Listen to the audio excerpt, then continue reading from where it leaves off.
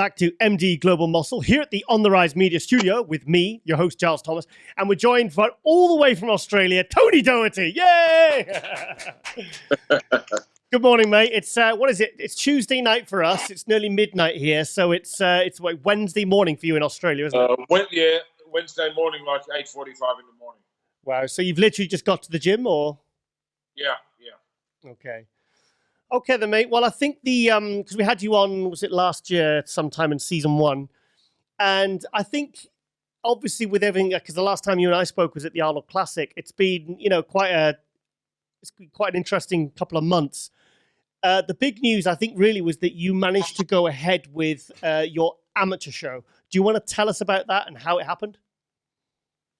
Yeah, well, when we left Columbus, which was 2 weeks before the Arnold was meant to occur here in Australia, I headed back here really positive that we'd be able to kind of beat the shutdowns because we knew they were coming. Yeah. And I thought, we'll beat it all by like a week. And so we'd had, before the Arnold, I'd had 3 amateur qualifiers for the Arnold Amateur, which meaning any Australians going in had done a show to qualify. Then the week that we got back, we had 2 more, one in Sydney, one in Melbourne, one in Sydney. And then basically that night in Sydney when I was on stage, I got word from the government that we weren't able to go ahead because, of all the social distancing. And I tried to stay ahead of it. So I bought like a full pallet of hand sanitizer and face masks. And I thought, well, if we can provide the people that come with a safe environment, we should be fine.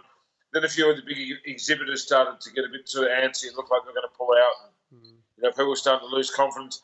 But then the government made the call and they said, you just cannot have a crowd of people like that. So they came out with some new guidelines and basically they said you could have up to 100 people in a room at any one time at this stage. Yeah. So I thought, well, if I can't do the Arnold Sports Festival and do the expo, maybe just, for the sake of Australian bodybuilding for the Pro League, I should just try and do the Pro Qualifier as we planned. So I booked like 3 different venues. So you can imagine when this happened, it was 6 days before the show was meant to go ahead. Yeah. So you can imagine, I booked 3 different venues and within 48 hours, all of those had been closed. Oh, wow. I thought, shit. I didn't know this. Find a way. Then I started looking at empty warehouses, thinking, well, maybe we could build, a stage and get some lighting in and just have 100 seats and 100 people backstage and so on. And we had just over 200 competitors. I thought, well, okay, we'll do half on the Saturday, half on the Sunday. We'll do the women's on the Saturday and all the men's on the Sunday. This could work. And then we couldn't get the warehouse we wanted and so on. Then I went and saw the guy that provides all the, in the Arnold Australia, we have 3 like mega screens around the venue, one above the strongman, one above the powerlifting, and one above the bodybuilding. And then, of course, when Arnold does his walkthrough, I have a live camera streaming to all 3 screens, this sort of thing. So I went out to see the guy that I get my screens from, and he said, look, you might want to check this out. I've just built like a temporary stage so I can show customers how I can build an LED backdrop. Yeah. So I went out to this little nondescript warehouse out in the suburbs, and he's built this magnificent stage with 220 LED screens behind it. It wasn't highly elevated, but it was fantastic. And I said, let's do it. And he said, I'll guarantee if you want to go ahead and do this, he said, we're all in.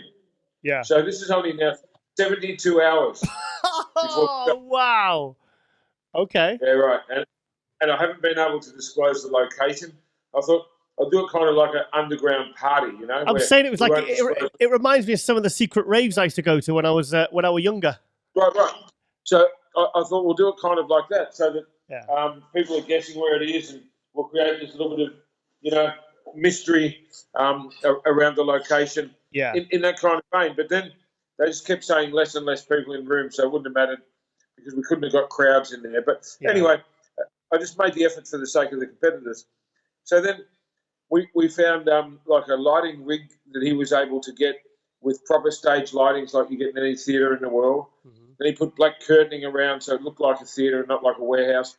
The guy was obsessed. He even got up on the roof and covered the skylights with black garbage bags so that it wouldn't have sort of funky light spots on the stage. It's completely professional. Then I brought in my DJ, and then of course I thought why don't we just blow people's minds? They think this is going to be a shitty little warehouse. Let's go all the way. So then I've got smoke machines, and I've got these flamethrowers up the front of the stage, and we created a graphic backdrop, which was unbelievable. Yeah. Because when the pro cards were given out, the stage all went up like fireworks because we could do that with the LEDs and so on. Yeah. And I don't know if you saw any pictures, but the backdrop was unbelievable. It looked great. Yeah. So we did that honestly in 72 hours. The day before the show, we released the address, and man, we had a fantastic competition. And best of all, the winners of the 7 different pro cards were fantastic winners. And although some of the international people didn't come, and even some of the interstate people didn't come, I think we got the same 7 winners that we would have got. Yeah. That's good. Yeah, so the reason I did it, Giles, is because as head of the local bodybuilding scene, I'd seen how hard they'd all worked for this opportunity to get their pro card. And for them to find out 6 days out that they couldn't do it because, a promoter couldn't sell enough tickets to cover the cost, I thought, that's just wrong. Look, the truth is, in closing down the Arnold Expo, I absolutely did my shirt. I lost about, over $600,000. And, so I was already in a world of pain. I thought, well, what's another 20 grand now to do this problem? Yeah. There was no hope that we could break even on it because obviously we couldn't sell any tickets or anything else, and we didn't have the same sponsorship opportunities. But I thought, we can do something really, really special that will go down in history. And, me just being the bodybuilding purist that I am, I thought this is going to be really good for the athletes that have trained for it, and good for the sport. And, and I called Jim Mannion. He was so happy. He said, no one else in the world could do this. We've had to cancel shows everywhere. Yeah. So I had, the blessing of the Pro League. I thought, you know what? If I don't do something this weekend, because you've got to think about it. This is a weekend I'm meant to have 77 pros here, 12 strongmen, Arnold, the whole team. Yeah. And I've lost the whole event with 6 days' notice. So if I didn't have something to do that weekend, I would have been super flat, Yeah. So you at least managed to recoup something from at least people to kind of grab onto, and something for yourself to kind of focus on. Well, yeah, and selfishly for me, because I don't know how I would have coped if I had nothing to do. Yeah. I totally feel that, mate. It was depressing enough as it was. So I thought, well, at least now I've got a project and I can do something I love, and I can create these opportunities for people that truly deserve it. So, man, we went all out, Giles. It was probably one of the best backdrops of any show I've ever seen. So it was cool. So you're going to use him again then? Yeah, absolutely. Definitely. Absolutely. So what did Arnold say? What did Arnold say? We wouldn't do it in a warehouse like that. Yeah. We'd bring all the LEDs, to one of our regular venues and set the stage up like that.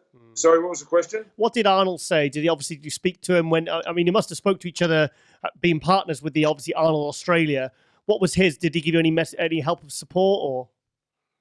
No, we didn't really hear from him once the lockdown had started in Los Angeles. He sort of really retreated into his shell, to stay safe. Obviously, he was in a higher risk group than most of us, and I think he took the threat of it all really, really seriously. Yeah. And there was last-minute doubts as to whether or not he could have came.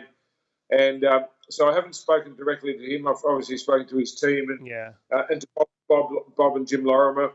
And look, they just backed me on what I had to do, and they were thrilled that I was able to. In fact, Bob Lorimer thought I was nuts to do the amateur show. He said, you're going to get shut down. I said, look, I've actually printed out the legislation, and we spaced the chairs so there was 4 square meters for each chair. Oh, so you literally had spacing even then? Absolutely. I did everything by the letter of the law because I thought some schmuck will try and close this down because, you know what people are like, and when I pull off the impossible, people want to see it fail. So there's no way I'm going to let that happen. So, we set up so the competitors could not wander into the actual auditorium and vice versa. Yeah. And if they wanted to meet their mum or dad or training partner or their coach, they had to go out into the street. And out in the street, I had like a coffee cart there and some food and cakes and all this thing. So, I just think sometimes you just have to find a way, and you just can't hear no for an answer. You just got to say thanks very much for all your advice, but for the Australian bodybuilders, somehow I'm going to pull this off. And I had planned. People go, "Have you got a plan B?" I said, "I've got the whole alphabet." That if we can't do it in a theatre, I'll get a warehouse. If we can't do it in a warehouse, I mean, my final plan was I would have I had a truck trailer, like a semi trailer, organised to put in the car park at the gym, because we're still able to do outside events. Awesome. And I was going to hire some lighting in and do it in the car park of the fucking gym if I had to, because there's no way. Wow. A drive-through bodybuilding show. A drive-through bodybuilding show. What's that? A drive-through bodybuilding show. Yeah, no, the truck would have been stationary, but the point being, I think, and the lesson is that once you commit to something, and you say you're going to do it, no matter what, you have to do it. And people are really questioning the sanity and the whole thing all week. Are you really going to be able to pull this off? I'm like, yeah, I don't know how, but we'll do it. Was there, Tony, was there any backlash before, during, or after that? Because there's people that would have been keeping an eye on you, saying, oh, he hasn't done this right, or hasn't done that right. Did you get any, or was it all positive? All positive, man. Yeah, good. It was good. Good.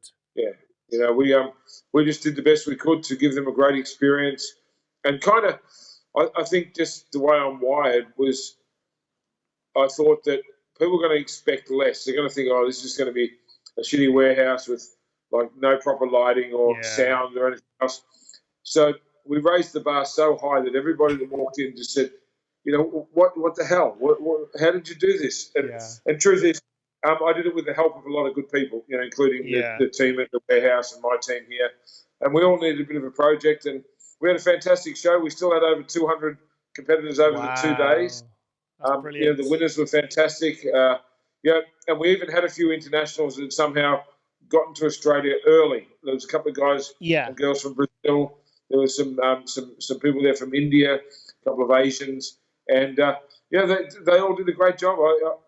The hardest thing for me, Giles, was cancelling the pro show, which I did the Saturday before the Arnold. So it was 7 days before, and I literally had, as I said, 70 plus athletes heading to about 19 airports around the world. All of them saying, hey, we're ready to go. Do you think we can do it? And I had to make a call on that because it would have been our 20th Australian Pro. Oh, okay. So historically it was very important to me to find a way to do it. But then I started to hear that when the athletes arrived, if we went into the stage 4 regulations, which we did, they would have had to go on into isolation for 14 days when they got here. So they could not have competed no matter what I did. Okay. And then they would have been stuck here in a hotel without their family and friends and everything else. So, we got a couple of the guys, particularly the physique guys, the top guys, I think were kind of disappointed because it was the first time we were going to have pro physique here. Right. A lot of them saying, just let us know what's going on. And my answer to that was, I'm just trying my guts out to pull this off. If I called it early, then there is no show. If you just give me a minute, we'll see if we can make a miracle happen. But the regulations become very, very clear. So Arnold couldn't have came. Bob Lorimer couldn't have came. Okay. None of the pro athletes could have came. So we had to make a call on that. And personally, that was the hardest decision of all. Yeah. It wrecked me that when I had to announce it, I'm like, man, because, I don't quit. And I'm like, I have to find a way. And then relentless momentum, mate. Yeah, right. And then relentless momentum. But then at some stage you're going to go, shit, you're beating a dead horse. There's no way you can beat. The odds were. Even at the Arnold Classic in Columbus. That was intense. That was an intense 5 or 6 days, and so much was happening every single day. Your show was 2 weeks after the Arnold America, so it's like, and a lot happened in that 2 weeks, mate. I was amazed when I heard that you pulled off this amateur thing, and it really is a testament to your like determination that you pulled that off, mate. So fair play to you. Well, thank you very much, and congratulations, and thanks to all the athletes that supported it, and maintained their patience while they were waiting for it all to unfold. And the people that know me said, "Look, I don't know how this guy's going to do it, but if he said it'll happen, it will happen." Yeah. But unfortunately, the pro show and the rest of the expo was absolutely impossible. And look, the worst thing for me, Giles, is we missed out by a week. If it had been 1 week after Columbus, You there think? was still no restrictions in Australia. We could have done it. Because Australia was one of the last places for it to really hit, but when it hit, they were really strict. They really shut it down hard, didn't they? We went straight. Right, so here's the thing. So that weekend, as I said, I lost, hundreds of thousands of dollars. Lost everything. And I thought, well, at least I've got the gyms to keep me going. We were good income with the gyms. So on the Sunday night, after the amateur pro qualifier, one of my mates called, and we were just having a bit of a drink at home and saying, well, we pulled that off. And one of my mates called and said, you might want to turn on your television. So I turned on television, and there's our Prime Minister saying, 12 noon tomorrow, all gyms have to close. Oh, no. And I'm like, nah, you can't be serious. I'm sorry, I don't mean to laugh. It's just, if you don't laugh, you'll cry, It is. What was your reaction? What was your reaction? Well, at first I thought, oh, no, we've got a couple of days. They can't do that with 12 hours notice. What the hell? Yeah. Then I thought, fuck, if they're serious, I don't have any keys. Like, I've told you the story. When I went 24 hours. That's right, yeah. In 1998, I threw the keys away. I said, I'm never going to close this gym no matter what. They're probably still in the bushes somewhere if you go looking for them, mate. Oh, mate, they'll be well rusted by now. I've got 3 24-hour gyms in Melbourne, and one of them's right on the Yarra River in the middle of the city, and we threw the keys there into the river. Right. So anyway, on the Sunday night, I thought, this shit's getting real. So I thought I better call a locksmith because I'm going to have to get someone to come and put barrels in the doors. Of course. Because really, we've been staffed every day, every hour for 21 years. We never close the doors. This is our policy. Never, no matter what. So when all this started to unfold, I thought, shit, I'm going to need some keys. So the next day, the locksmith came, and at 12 noon, we closed the doors. That was 44 days ago today, because they still come here every day. Yeah. They still come in and have a workout in the world's best private gym. But the best home gym in the world, really. But, so what we did, because once again, if you don't have a project and you don't keep your routine, you're screwed. Yeah. So what we did was we started to tear the gym to pieces. Go, what are the things you don't get a chance to do with a 24-hour gym that's one of the busiest gyms, certainly in Australia, if not one of the busiest gyms kind of in the world, because all of our members use their membership every single day, and it's become a home away from home for a lot of people. So it's like the Australian Mecca, if you like. And I thought, well, I've always wanted to insulate the roof in the leg room, because we've never been able to get a scissor lift in there because it's 100 pieces of equipment. Yeah. So we moved all the equipment out. Then I've actually polished all of the concrete in the leg room like a New York restaurant. Are these the pictures I saw on your social media where you're like you've been up early and honest, I've put up a couple of little teasers, but I haven't posted the actual pictures because I want to have excuse me maximum impact when we open. I want to really surprise people. Like in the amateur show, I just want to blow their minds. But total revamp. So I'm actually holding off on posting any pictures of what we've done. But let me tell you, there's no gym I've seen anywhere in the world like this. I've gone batshit crazy. And what I'm talking about, love it. Polished concrete. So the whole leg room, it's like glass. It's like there's a glass surface over the concrete. Our logo's infused into it. And in the entrance, we've stripped all the old wood and polished that. Powder-coated equipment. Built new lifting platforms, and so on and so on, and got rid of some stuff we didn't need. So the gym's a complete mess at the moment. There's dust everywhere. So what I've done to cope with this shutdown is to come in every day, to still get up at 6 in the morning, to come into the gym, to have my workout, and then to work all day cleaning and scrubbing and staying on the tools and getting things done. And then in our city gym, we've knocked down walls, we've redone the change rooms completely. Because, at some stage the world's got to go back to normal. So you've 1 second, Tony. So you've really, this is something I've been putting on my social media, really trying to push out there. It's like, guys, rather than sitting complaining on Facebook and talking about conspiracy theories, do something productive, stay in a routine, because at the end of the day, we are going to get through this. This is going to end and things are going to change for the better. So rather than kind of sit on your ass crying about it, really do what you're doing. Get out and make things better. You're seeing an opportunity where your gym has been consistently open for 21 years to get in and make it how you want it that you didn't have the opportunity to do before. So you've really took the advantage there. Well, it's a choice. You know, you can I always say this, mate. You can be miserable or you can get on with it. It's a choice. Yep. And I'm never miserable. Yeah. So people say, oh, you know, poor you lost all this money or you had to shut your gyms. So I'm like, okay, now what? I'm going to sit around and complain. Adapt. Feel sorry for myself? Yeah. Because that's going to suck. Or am I going to use this as an advantage and be grateful for this opportunity to do the things that we're doing? And so I just don't think about it. I mean, I really miss the members and I miss being around people because I'm constantly, you know, around people that, you know, I've got members that have been coming here for that whole 21 years. Yeah. And it's such an important part of their life. And I think this is where the governments worldwide have got to let us reopen the gyms really soon because it's not about bodybuilding or abs or, you know, flexing up your muscles every chance you get. Yeah. It's about mental health. Yeah. There's so many people, the reason they go to the gym is not to improve their biceps or to get a six-pack. It's to keep their life together. It's the little string or that piece of thread that might keep someone's whole existence together. Yeah. Because they might have a shitty job. They might get bullied at school. They might have a bad relationship. They might have a horrible boss or a mundane job that's getting them from A to B. But they think all day long, hey, as long as I can get to the gym, everything's going to be okay. Yeah. You know, take that away from people. That's probably my biggest concern because we can all get back on our diets and pump up our muscles. But I think the damage for the people that are just hanging in there to begin with, I think this has been really hard on them.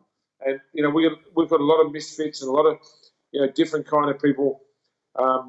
You know, this place is so important for it. It's the best part of their life, you know. Yeah. So that's been my biggest concern, Giles, and I can't wait. Not just for me and my gym, but you know, the gyms in the US and the gyms in the UK and all over the world that exist to help people get through their shit. And life's tough out there, and I just think the gym becomes so important as a coping mechanism. It's a sanctuary, isn't it? Yeah, man. And I think that's. I don't think the governments have forgotten that. They probably don't get it like we do, but I think it's so important. Just let's. You know, we're talking about opening restaurants here with limited numbers and whatever else. I'm going to create a table to show to the government. So, well, maybe we can have, for example, in a gym this big, you might be able to have 40 people in at once and still maintain social distancing. Maybe let them train for 45 minutes. Yeah. Everybody out, wipe all the benches down, let another 40 people in. There is a way. I think there is a way around it because before the lockdown, my gym, we were booking slotting time. We had like a time. I said, well, I'd like to train between 8 and 9. So you only had so many names that could in a group chat on WhatsApp. And then obviously I was ready to train the next day. I had leg day all planned. And then we got the call, myself and producer Carleen, we got the call and text, and said, sorry, guys, we did our best. We tried to put the effort into it, but we're not allowed to do it. So it's, but I think there is a way. I think they'll figure out a way for us to be able to get back to the gym because I don't know about you, but I really need to work out, mate. Cardio every day is it's wearing a bit thin now, mate. Yeah, look, I agree. And the thing that we've got to remember though, and somebody said to me at the weekend, they said, "You're always upbeat. How come you're so, you know, getting through this situation with this attitude?" And I said, "Well, that's simple because we're all in this together. Yeah. You know, if I was the only gym owner in the world that was forced to close." I'd probably have every right to say, well, poor me, what about me? I don't. That's selfish. You know, I've got friends that have got restaurants and cafes and bars. Man, they're done. They're not going to be able to reopen. And where the government here has done a good job with some grants and keeping people's jobs with wage subsidies and job keeper programs and all this sort of thing, don't matter. You know, a lot of people have lost everything because of this and they can't reopen. So how dare anybody like me, who's actually taking an opportunity to make their business better, how dare you complain and say, oh, poor me. No, I won't. I absolutely refuse to do that, you know. And, of course, you have some flat times and you're walking and you go, shit, another day. That's why I can tell you every day how many days since I shut down.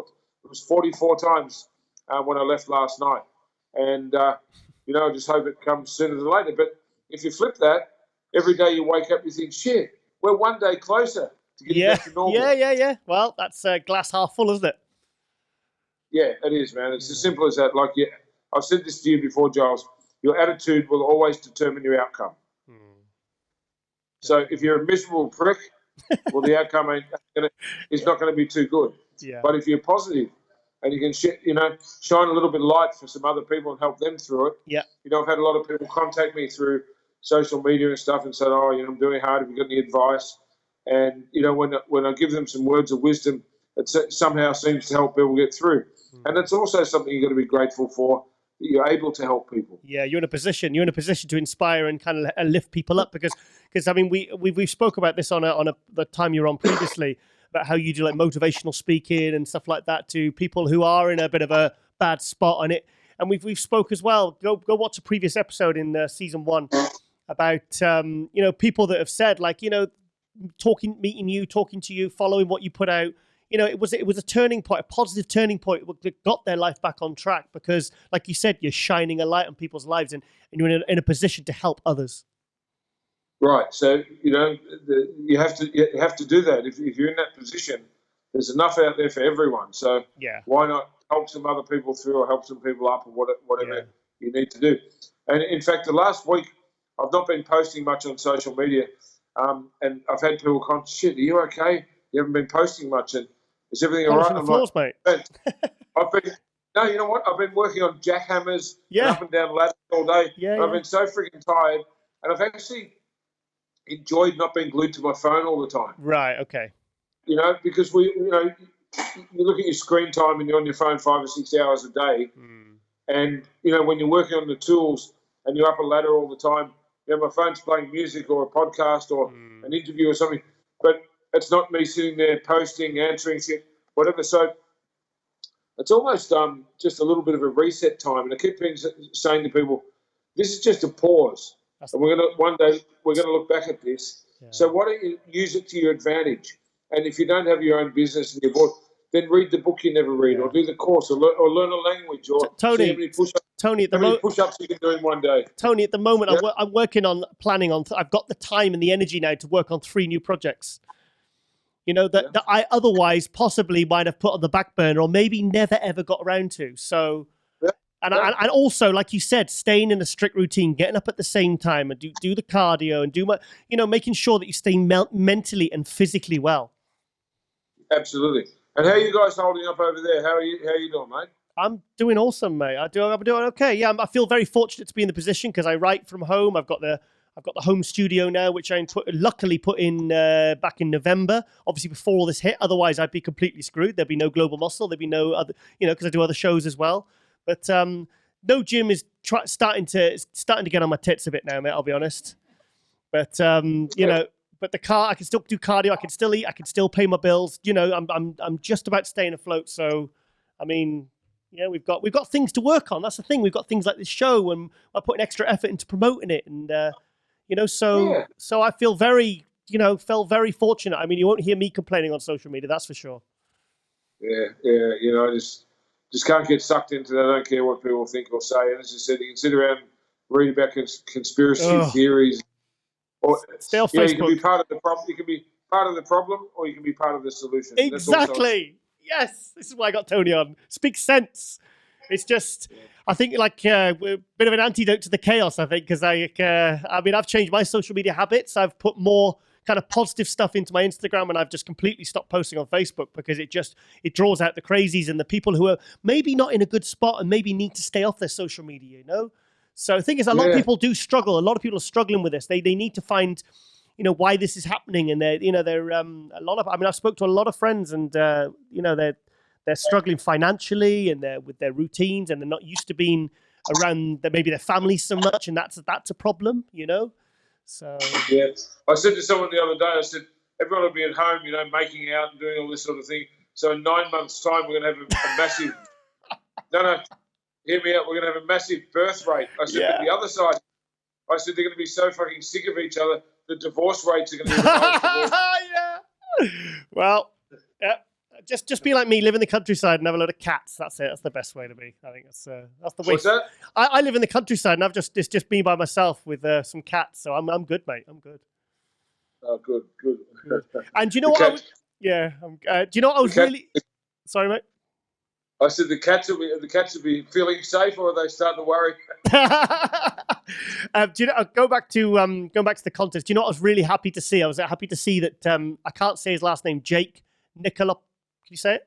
Nicolopoulos. That's right. This is just for some context. This is a guy I was watching all his progress videos and everything on Instagram, and I thought, God, this guy looks good. And he was making his pro debut at the Arnold Australia. Then, of course, he didn't get to compete, but he got to guest pose, didn't he? Do you want to tell us about that? Yeah, well, I called him when I knew I was going to cancel the pro show. He was one of the first people I called because being his pro debut, and I knew how good he was looking, how much he put into it. I'm like, man, it's over, And he was really gracious. He's like, well, it's obviously out of your control. And you know what? He said, I'm just going to keep doing my final week prep as if the show was on. Yeah. Because I've come too far just to come this far. And I had some photo shoots booked in for the Sunday. Mm-hmm. So I'm still going to, drop my water, see what I look like, experiment. And because he put on, more muscle than he'd ever had. And obviously each time you put on some muscle, everything changes a little. Yeah. And he had that really grainy look, His condition was insane, mate. Yeah. So I encouraged him to do that. And I said, well, why don't you come and guest pose? And the truth of it is, he said, look, I'd love to, And I guess he was waiting for me to get back to him. And I had a kind of busy week trying to pull that amateur show off. Just slightly busy week. And I got to like the weekend, the Friday, the Saturday, and I'm like, shit, I didn't hear back from Jake. So I called him and he said, oh, mate, you didn't get back to me. I've got some family stuff booked in and I don't think I'm going to be able to do it. And I said, but did you go through all your drying out and your photo shoot? Oh, yeah. He said, all that. I look unbelievable. He said, I picked out a little bit last night. He said, but, I can still look good. Yeah, you look good. But because he was about to him and his wife were about to have a baby that week. And he's like, you know what? I promised my family I'd give them some time because I've been on this diet for so long. Yeah. And so on. I said, yeah. I said, but if you're home with your family all day, all you're going to be thinking about is what if I had have guest posed? Yeah. What if I had have showed up? And then a mutual friend, English. Hello. Sorry, I just lost you there. Gary Phillips? Sorry, I lost you for a second. Gary Phillips? Gary Phillips, yeah, of course I do. Yeah, from Birmingham. Well, Australia now. Right. So, right. So he's originally from Birmingham, and he's a good mate of mine, and he's one of our photographers here. Yep. And he's doing a documentary on Jake. Oh, he's doing it on Jake as well because he did the one on Chris Cormier, didn't he? Right. The same Gary. So he did Chris's one, and he's doing one on Jake. And he said, Jake's coming to guest pose. I said, man, he's 50-50 right now. Yeah. And Gary's like, I'll message him, you message him, I'll message him, you message him. Yeah, great. So half an hour later, I'm on stage and my phone rings. Yeah. And so I introduced the competitor. I went side stage. Jake, what's up? He goes, I'm on my way. And of course, I haven't announced it because I'd hate to make the guy look bad because he was doing a favour for us, really, but also a favour for himself. So between me busting his chops and Gary, messaging him, we got it done. And he looked fantastic. And we've managed to get the footage from the live stream so they can use that in his documentary. Good. And it was a great result. So good story. Really, good story as well. Yeah, proud of him sticking out it the way he did and not being a dick about it. He was completely gracious. Yeah. And, and what I've noticed, doing 20 years of pro shows, the most difficult pros for us to deal with as promoters are always people competing for the first time. Right. The seasoned guys are easy because they know how to travel. They know, what to eat and how to turn a hotel room into a kitchen, whatever they need to do. Yeah. So it's always the first time guys are a little crazy, or a little hard work. Or We've all been there. Tense, and Jake was fantastic, man. I was really, really happy with how he handled it. And, I think he was graceful and appreciative of what we did. Good. And, of course, he got to show his physique. And I said, Jake, this live stream is being watched all over the world because there's no other bodybuilding shows on this weekend, right? Yes, of course. So, it was the most streamed. Was it one of the most streamed contests of all time? Yeah, and I said you're going to get some great pictures, which I can send to all the promoters around the world, and I think it'll really help your career. So that's how that worked out, man. Yeah, fantastic. Well, let's go back talking to. I didn't mention him before, but I wanted to talk about Big Ramy because when I spoke to Big Ramy, he was. Is he still? I believe he's still stuck in Dubai because he was en route from to come to you with his coach, and now he's stuck in Dubai. I know he's had roots there and he has spent time there, so he's got gyms and he'll be okay. He's got finances and everything, but I mean, he was en route to compete in the Arnold Australia because he needed to qualify. Honestly, that was a heartbreaker because it took me 3 months to get his visa. Oh no! So the Thursday, so 10 days before the Arnold, on the Thursday afternoon, I got the visa granted. Cost me, I think, about $2,500 with lawyer, attorney's fees and all this sort of thing. Okay. I called Ramy, we've got the visa. He said, fantastic. He says, the show's still going ahead. I said, it's still going ahead. We're good to go. Yeah. He said, brother, when I leave Kuwait tomorrow, they're going to shut Kuwait down. If I can get on the last flight out of Kuwait, I'm happy to do it for you, for the fans, because I promised you I would. And Ramy is very much a man of his word, very honourable, And he said, but tell me the show's going ahead. I said, the show's going ahead. So the next day on the Friday, I called him. I said, look, it's looking a little bit shaky. Maybe wait for the next flight. He said, no, I'm on the plane. Oh, God. We're about to take off. He said, I'm about to take off. In Kuwait? In Kuwait? He was in Kuwait. But the thing is, they were closing Kuwait down. And they said to him, if you leave Kuwait now on this last flight, you can't come back for 30 days. Right. And he said, for me to come and compete in Arnold Australia, I'll do it. Yeah. I'm going to look even better than I did in the US. And I think he really wanted to tweak that big physique a little bit more. And, of course, based on me saying the information I have right now is we're good to go, come, then on the Saturday, I knew that I had to cancel the pro show. And so I called him. I said, I'm so sorry, brother. He said, I can't see my wife, my kids for 30 days, but I'm okay. Yeah. He said, I was happy to take the risk to do it. I said, Ramy, go and eat whatever you want. It's over. Oh, no, bless him. But you know what? Honestly, that's why I said to you earlier, the hardest part of all of this for me was cancelling the pro show because, the weight of that on my shoulders, knowing that so many people had given up so much to support this madness and this dream and this passion I had. And, of course, it was going to be the greatest lineup we've ever had here. It was, it was. And it was. It was heartbreaking, man. I remember when I knew I was doing the show here on the Saturday, the qualifier on the Saturday before the week before the Arnold would have been, when I sort of got the word that we had to cancel the pro show. And I did a post. I didn't sleep that night. I was so stressed about it. And this is after talking to Ramy. And I set up and did the post to announce it before the show, which was on the Saturday. And when I emceed all day for 8 hours or whatever. And I never get emotional on stage, but when I started to explain to our fans that we had to cancel the pro show, I actually had a little breakdown. I was like, "Oh no, shit, man, mate! This is." And I think, like in hindsight, because you always learn something about yourself, it was the weight of all the people that were relying on me to get here safely and to get home safely. Yeah. And all the pros, how much we love pro bodybuilding. This would have been our 20th show, and the weight of that, man, it was unbearable. It really, really, really knocked me about more than any other aspect of this whole thing. Knowing that there was people sitting in airports waiting for the word, someone like Ramy had left his family to come and support. Yeah. And I didn't blame myself, but I really took on the weight of that.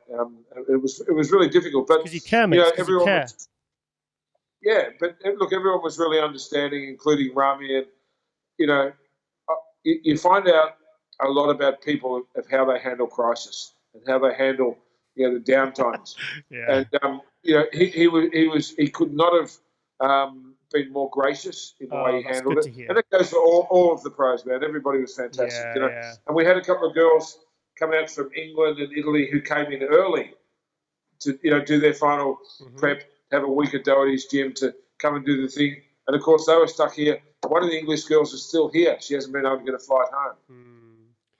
Well, you got Sergio as well, Sergio Oliva Jr. Obviously, he's still...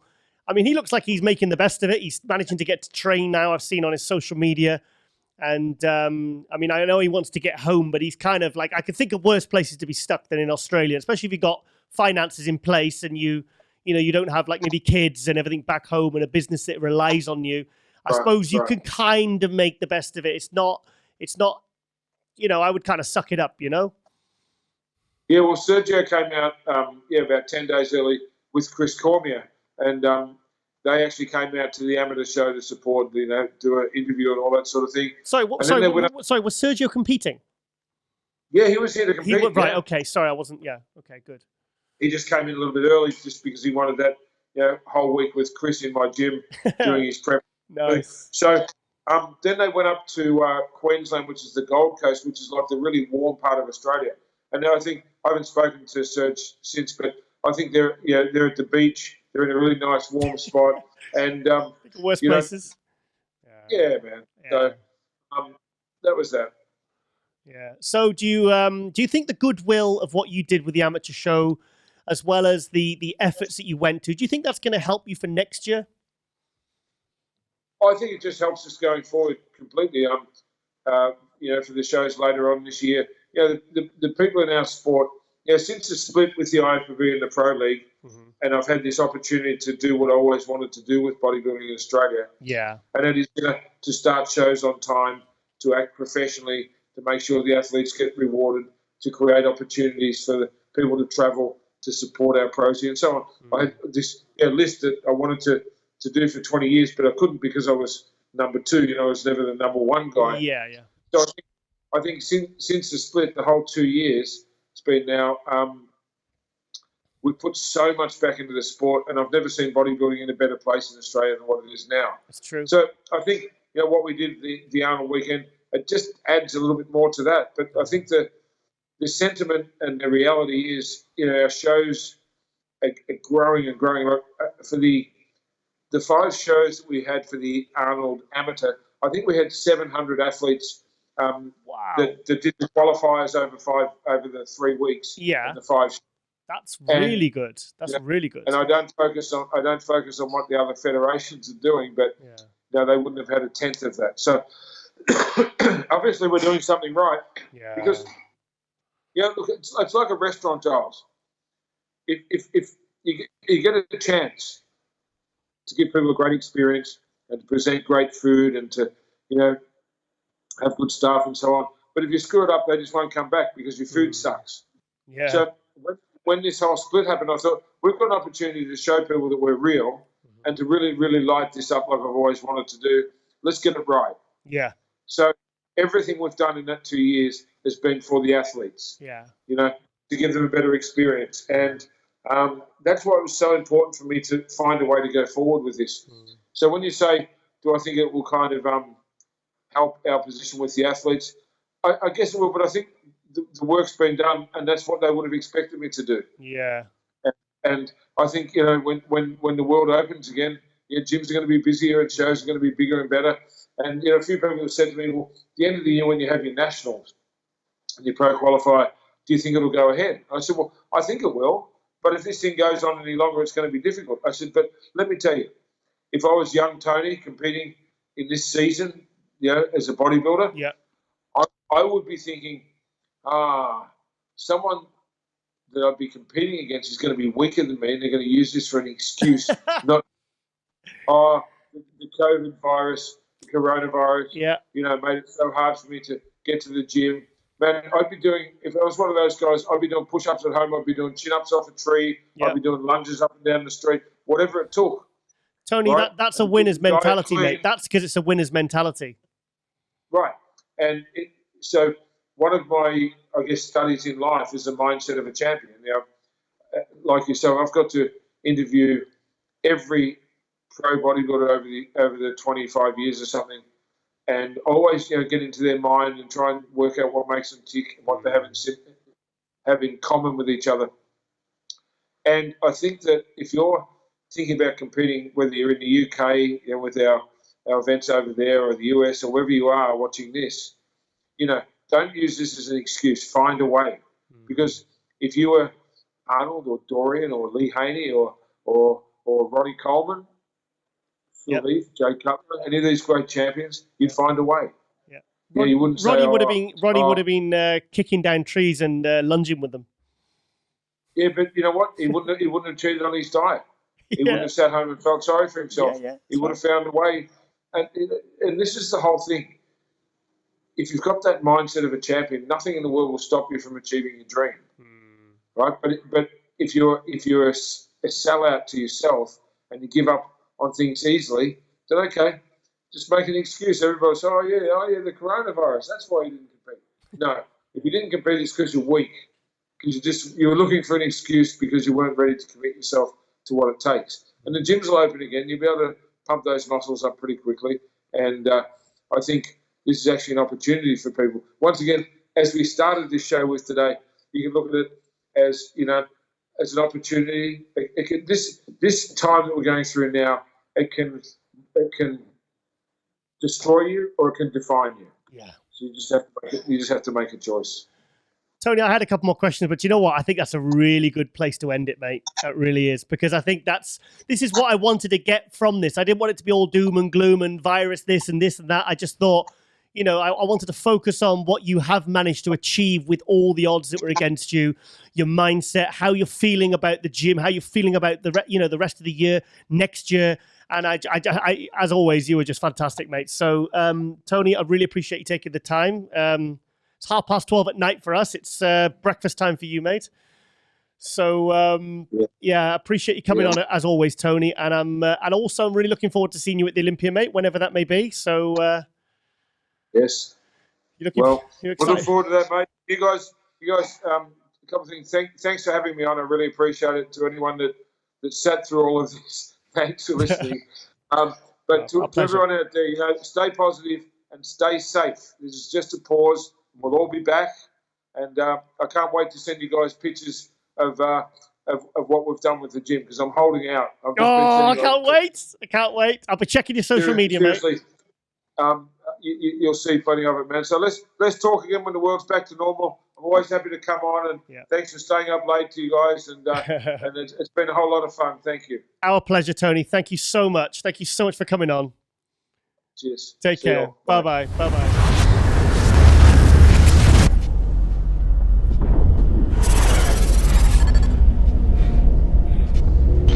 And welcome back to MD Global Muscle here at the On the Rise Media Studio with me, your host, Giles Thomas, and we're joined by Nathan De Asha. Yay! Nathan, how are you, mate? I've spoke to you for a while. Not too bad, mate. Just basically living in isolation like everyone else, and just trying to get by, basically. Yeah, love the beard. Yeah, look homeless, aren't I? Well, I was going for the ghost look originally, but now I was looking a bit homeless, aren't I? Oh, you look all right, mate. Right, okay. First things first. We've got some pretty bad news we had last Thursday. Obviously, the passing of our good friend Luke Sandoe. I don't know where to start about that, really, mate. I mean, just tell us your thoughts on that subject right now. Mate, it's still shocking, to be totally honest, mate. Even when I heard the news early Thursday, I thought someone would basically just take it. The person told me, I just thought they were just taking the piss. You know what I mean? Like, it sounds a bit sick to say, but I just thought they were just having me on. You know what I mean? Because you wouldn't, obviously people around them, knew something was going on, but you just would not expect it, maybe from what you seek for seeing of Luke. Do you know what I mean? And you watch the podcast the day before, and you would just never think it. So even when I got told, I was, and I won't forget, mate, I was doing legs, I was stretching, getting ready for legs, and then I told two of my training partners, and I was like, I just can't be arsed, mate. Like, I just could not be bothered for legs. Totally couldn't be arsed. I'd done extensions, and then said, listen, I'm just fucking enough, basically. Yeah. I just wasn't in the mood. It's, from what we had, mates, like, for what me and Luke portrayed online, the rivalry and stuff, behind the scenes, we spoke quite regularly, to be honest, and you would not expect it, and you just basically shocked at how do you take it, you know what I mean? Like, what do you do, what do you say? Because there was no words, you know what I mean? Like, it was never foreseen. He wasn't sick. Yeah. The day before, you see him training in his garage, and then maybe 2 weeks before that, I spoke to him on a DM, because him and James supposed to come to the gym after lockdown. So I was just totally bewildered, mate. And then even till this day, I was watching all the guys do tributes about him the last couple of days, and just watching it. You still like James posted a picture yesterday and today. You still can't believe it, mate. He was like, He was basically coming in his own. You know what I mean? He was becoming one of the best in the world. And myself and him are putting the UK back on the map. And I always believe, there's no disrespect to any other IFBB pros out there. I always thought that it would have been, me and Luke in the next 2 or 3 years, back and forth like Ronnie and Jay, and that's what we always thought, mate. And that's why we had that bit of rivalry between us, because it was good, mate. He made me a better bodybuilder. He made me train harder. I'm glad you said that. Yeah. Always in the gym, mate. He always thought, that little cunt, he's going to get one more. Sorry for my language. I always thought, he's going to get one more rep. I can't have him beating me. And that was always in my mindset. I always thought, I can't have him catching me.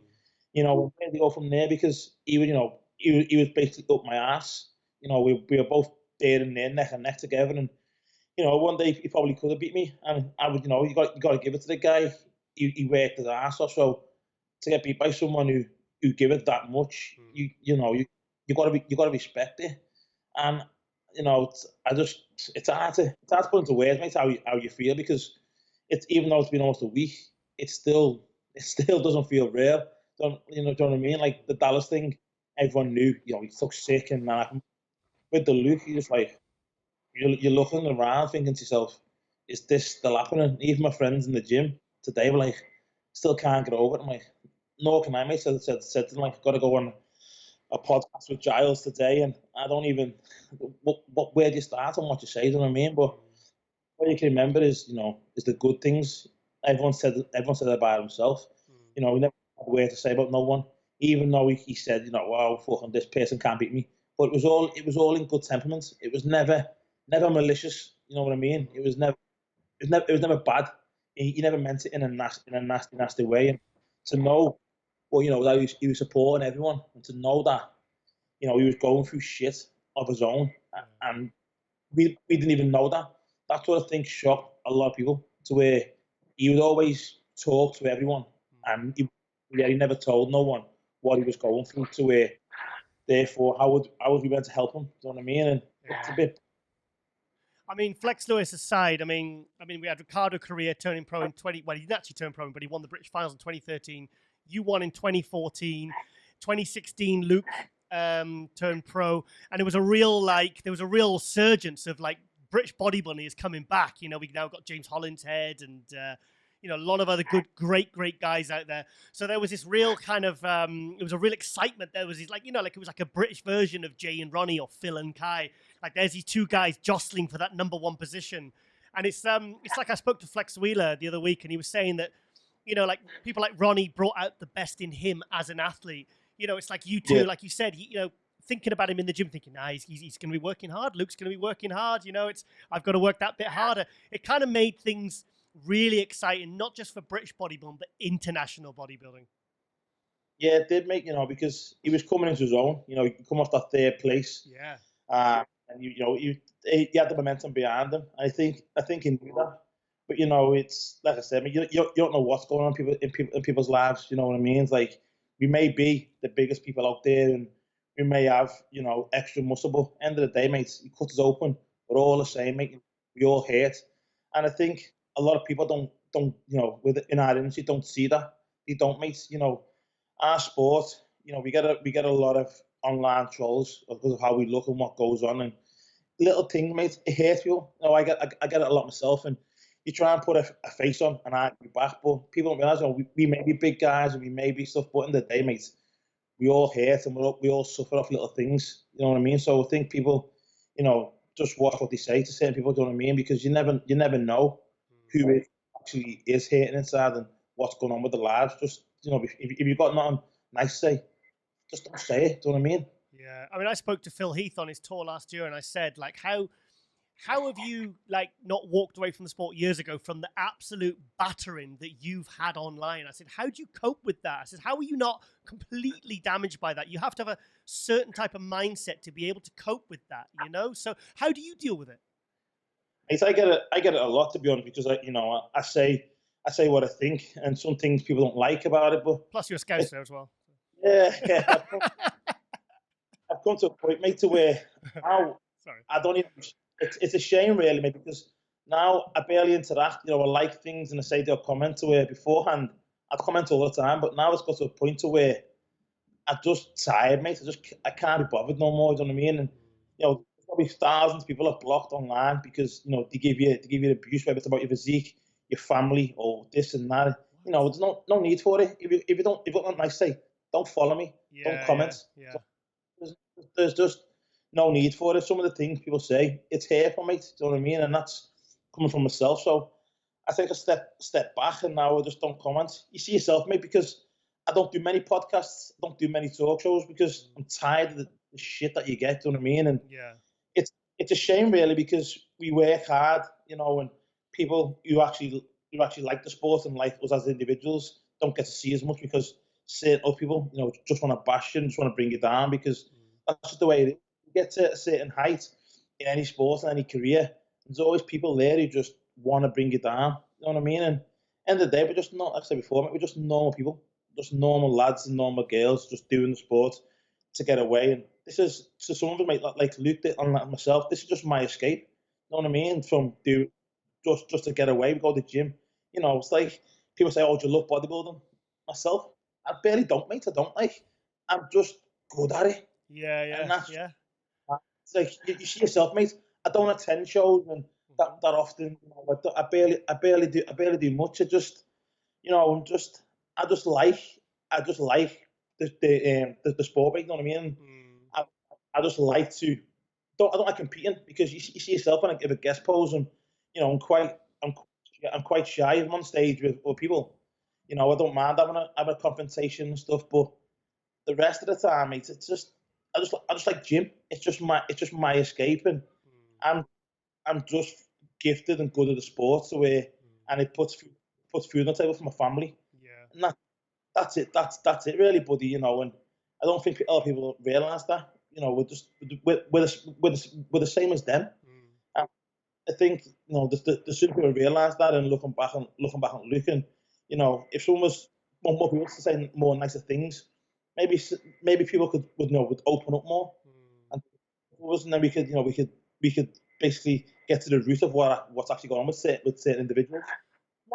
Why do you think that people will look at you, say things about your physique or your family, and say things really, really like you the only way you're going to take it is going to be hurtful?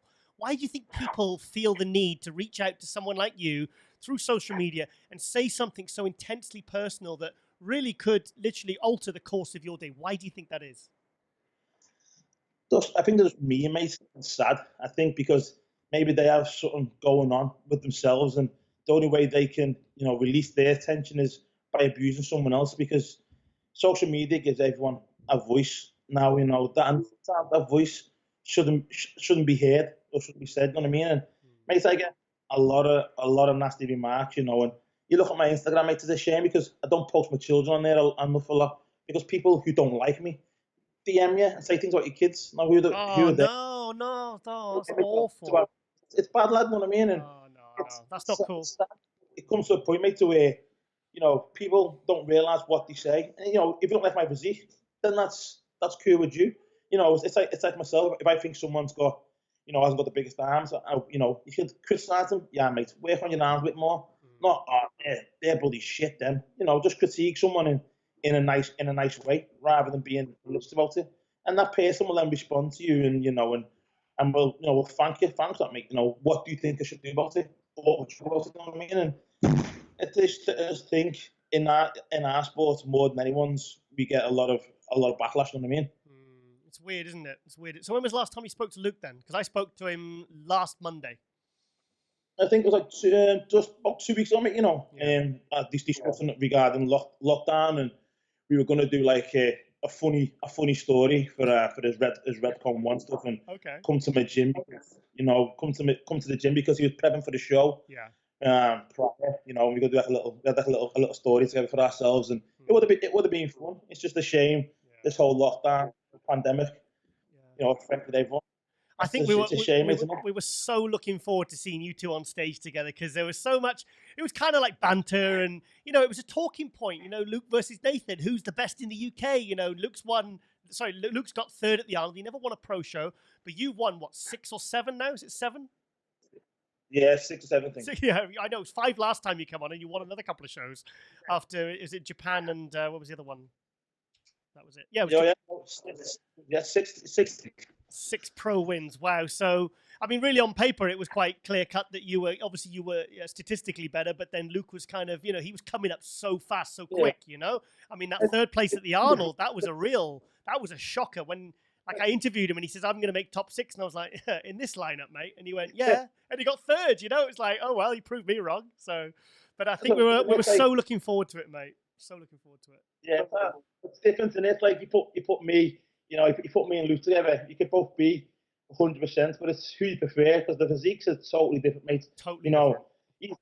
He's got the more like I think the more grainy Dorian look, more like a not being sounding bad, like a more white guy looking at pure grainy look to it. White guy look, yeah. Like more round and bubbly, aren't he? I always say that more times, so, mate. I'm just gifted in it. It's the black gene. I used to laugh all the time. But it's 2 totally different looks in there. It obviously depends on what you prefer. I think that's the thing about our sport, and we're all different. We're all individual. Yeah, it was like I suppose the closest I can for the international bodybuilders is like say Dexter versus Jay. Really, that's the closest I can get. To Luke versus Nathan. I think that's the closest I can get. Yeah, I can't think of any of the. Trying to think of any. Nope, that's it. Yeah, I can't think of anyone different. So let's talk about. Let's move on to lockdown. You have your own gym. You're very lucky. You're still managing to train okay during lockdown. How are you getting through this? Mate, to me, I'm just treating it like normal life. The downside, obviously, you can't socialise with all my friends. That's the only difference. I'm lucky because, like I said, I have my own gym, and the guys who I train with work at the gym, so they're obviously with government rules that are allowed in the facility. Okay. So there's 3 of us at the moment. We train, and it's just hard. It's we're getting through it as best as we can. I feel it's easier for me than what it is for other people. Yeah. But I still feel the effect because the atmosphere in the gym is different. Yeah. You've got to make it yourself. But things are going good. Training's going good. Ascot, my coach, he's happy with everything, how everything's going, and so is Badder. So, I'm just plodding along. As long as they're happy, that's the main thing at the moment. And just going to try and crack on, mate, and just get just bring things up slowly. Yeah. Any more crazy front squatting, mate? No, mate. I've come off now. Now that I'm back in Kuwait, they've told me off. Oh, have they? So yeah. So showing off in the gym. I don't squat as much no more. And I think that it's working, maybe because as heavy as I can squat and front squat and back squat, it just weren't doing nothing for my legs. Okay. It was getting to a point to where, I was squatting 8 plates aside, for 10 reps, 8 reps, but my legs just weren't. His face. He's like, what? Say that again. 8 plates aside. Yeah, so it's got to a point as to where my legs just weren't growing, mate.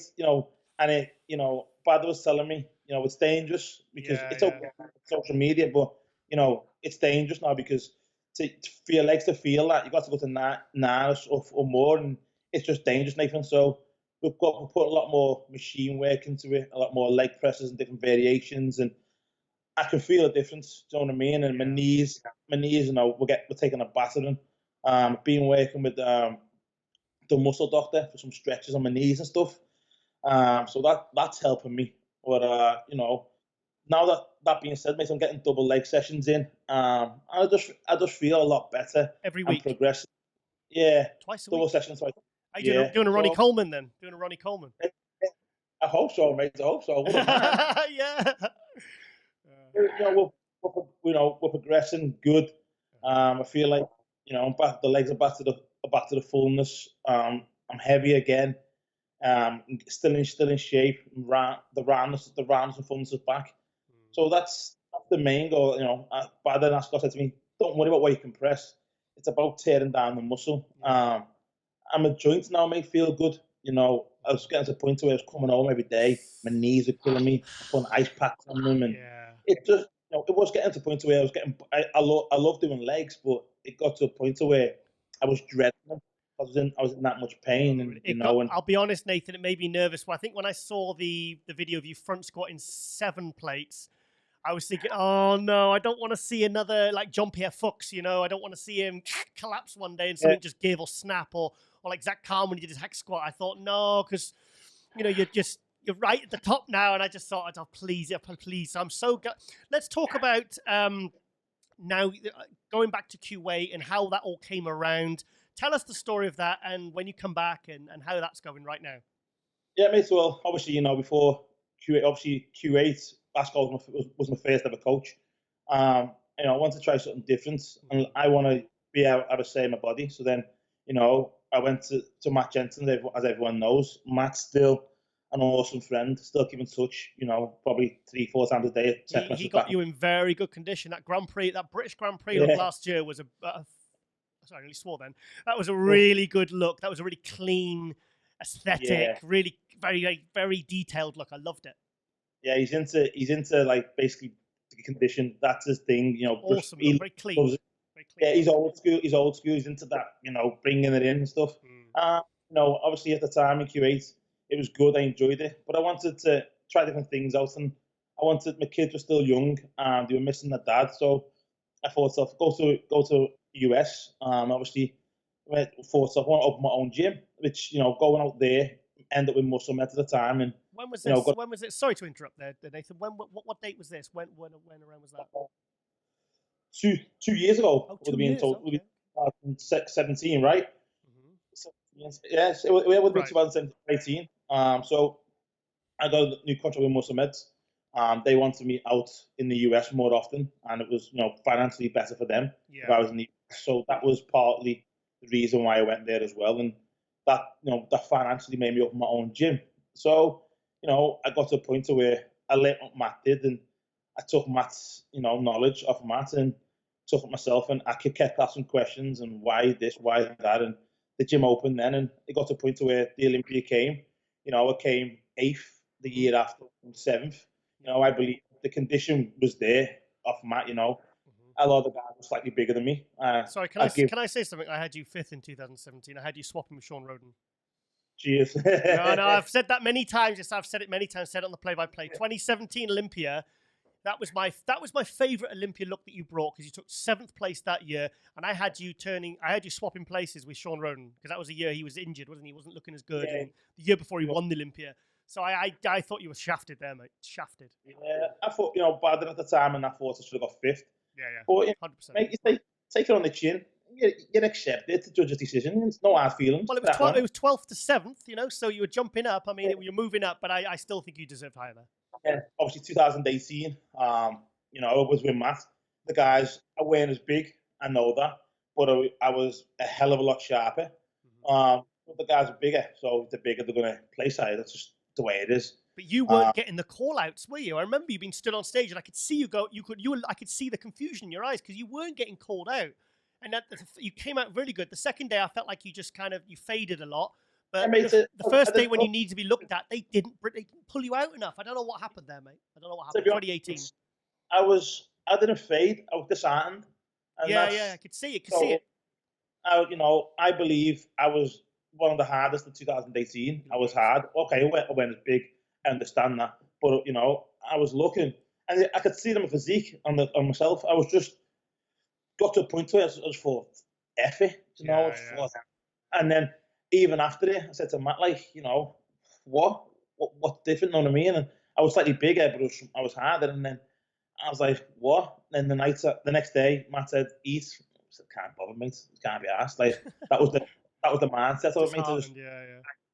I was just disheartened, because I thought I wasn't getting the calls that I thought I deserved, and that people thought I deserved.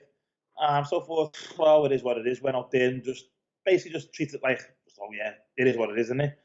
And then I was the whole thing last year. Didn't attend, and then coming this year, spoke to. I've always kept in touch with Q8, Abdullah, Asghar, and Bader, always, and these guys were there from day one, so I've always kept in touch with them. And I said, I'm looking to come back. Is it okay? And Bader said, your family, you're more than welcome all the time. And I was supposed to ask her. I said, so I want to try something different. So I explained the situation with him, and he said, look, Nathan, everyone tries something different. There's no hard feelings with that, and you're more than welcome to come back. So I said, okay. Went back in November for a week to living arrangements and stuff. November 2018. 2019. Oh, 2019. Last year, yeah. Okay, sorry. Okay.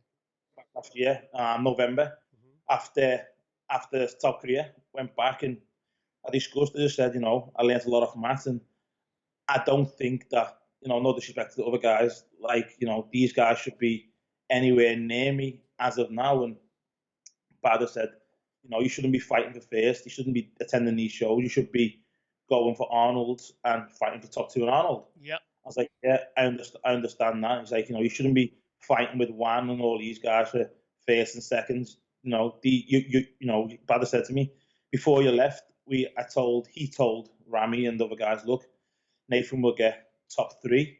And he said, I always swore by this, Nathan. After 2017, I said, yeah, but I want to try something different, and that was my option. I wanted to try something different. So I said, okay, come back. Went back in January. The plan was to basically qualify for the Olympia, which I had already done. And my plan was this year basically just to get as big as possible up until Olympia. Yeah. And then obviously 7 weeks out from Ohio, but said, go and do Arnold. I was like, what? He said, I said to him, go and do the Arnold Classic. I'm like, 7 weeks? He's like, yeah, you can get in shape. And I trust Ascar and the guys there 100%. And they said, Nathan, 7 weeks is way, way long enough for you. Way long enough. Because you get in shape quick, don't you? Like 6 weeks sometimes. Yeah, mate. All I've got to do is stop eating chocolate bars. Stop eating chocolate bars 6 weeks out. There you go. That's a diet for you. There's a diet for you, Colleen. Wow. Yeah, you can. Some guys are just gifted for this, We posted a few pictures, and then, we posted a few pictures, and then we got a bit of backlash saying, "Oh, he's not ready." And we posted pictures 4 weeks out, and people thought I'd been dieting for months and months and months and weeks, but 3 weeks. I've been dieting for 10 days. 10 days? Oh, come on. 10 days. Come on. I hate this guy, man. Wow. Okay. I think people are commenting saying on other podcasts and stuff, he's not ready, he's miles out, he's months out. Nathan, I was one of them, mate. Yeah. I was one of them. I said, he ain't ready, he ain't going to be ready. I said, I'll tell you that now. I said, there's no way he's going to pull that round. So, and then I remember Sergio saying, if Nathan's ready and he beats me, I'm going to retire. And I thought, mate, get ready for your trunks to be hung up. Because you are retiring. You are finished. And I messaged him, and he was just laughing. And he said to me, how's he getting in shape? I just said, mate, he's like, did you do cardio? I said, no, didn't do no cardio. You're kidding. No, mate, didn't do no cardio. Then, literally a few dietary changes. Yeah, mate, like with Matt, I done cardio. Matt had me doing an hour cardio every day. In Kuwait, it was the heat, or I don't know, mate, but I'd done no cardio whatsoever. None. And I posted the pictures up for 8 days out. Yeah. At the time, I basically, at the time, the US embassy in Kuwait had my passport. We were meant to, obviously, now with what's going on, I have to get a visa issued every time I go to the US. Okay. I have a passport and it comes back. So I said, okay, cool. 8 days out. So in Kuwait, it basically works. So Saturday and Sunday is like, so Saturday's a weekend, but Sunday's a weekday, if that makes sense. Yeah. And obviously, when we were flying there, this whole Corona thing happened. Kuwait, first place to shut down. They said to me, oh, we'll try and sort the visa. And obviously, got my passport back on the Thursday. You were never making the Arnold. Oh, I was too late. Yeah, so Bada said, listen, you're going to Australia, 100% you're going to Australia. You're going there to win it. So I said, in my mind, mate, I wanted to share the stage with Dexter because this is his last year. Because, hang on one second, this is something that, going back as far as 2017, I remember interviewing you at San Marino 2017, and you said you like to have certain measures of progress. And you said, Giles, the one thing I want to do now to show myself that I've taken it up a notch, I want to beat Dexter. Yeah, you beat that. He's the GOAT, mate, isn't he? Yeah. You know, and to be honest, mate, his physique has not changed from now till 4 or 5 years prior. You know, so Yeah, he's got better. if you can beat him, mate, you know, in my head, if I can beat him, I'm progressing. That's a real scalp, isn't it? Yeah, and then I'd seen the Ohio show. You know, the lineup was good, mate, but in my head, I was, you know, I sat there in the office with Biden and stuff and watched it. I was kicking and screaming, mate, because Were you? you know, I thought the shape, you know, I posted pictures and videos of how I was looking and people seeing it, and they were shocked. I said, mate, you know, 6 week dieting, you know, I'm there. I believe I was, you know, I would have been fighting for that. I believe it. Do you think you'd have beaten Ramy? Yeah, mate. Yeah. Okay. No disrespect to me. Yeah, I would have, mate. I believe I would have been fighting with Dex and Bonnet. I believe, you know, and you can go back to my Instagram post and see how it looked.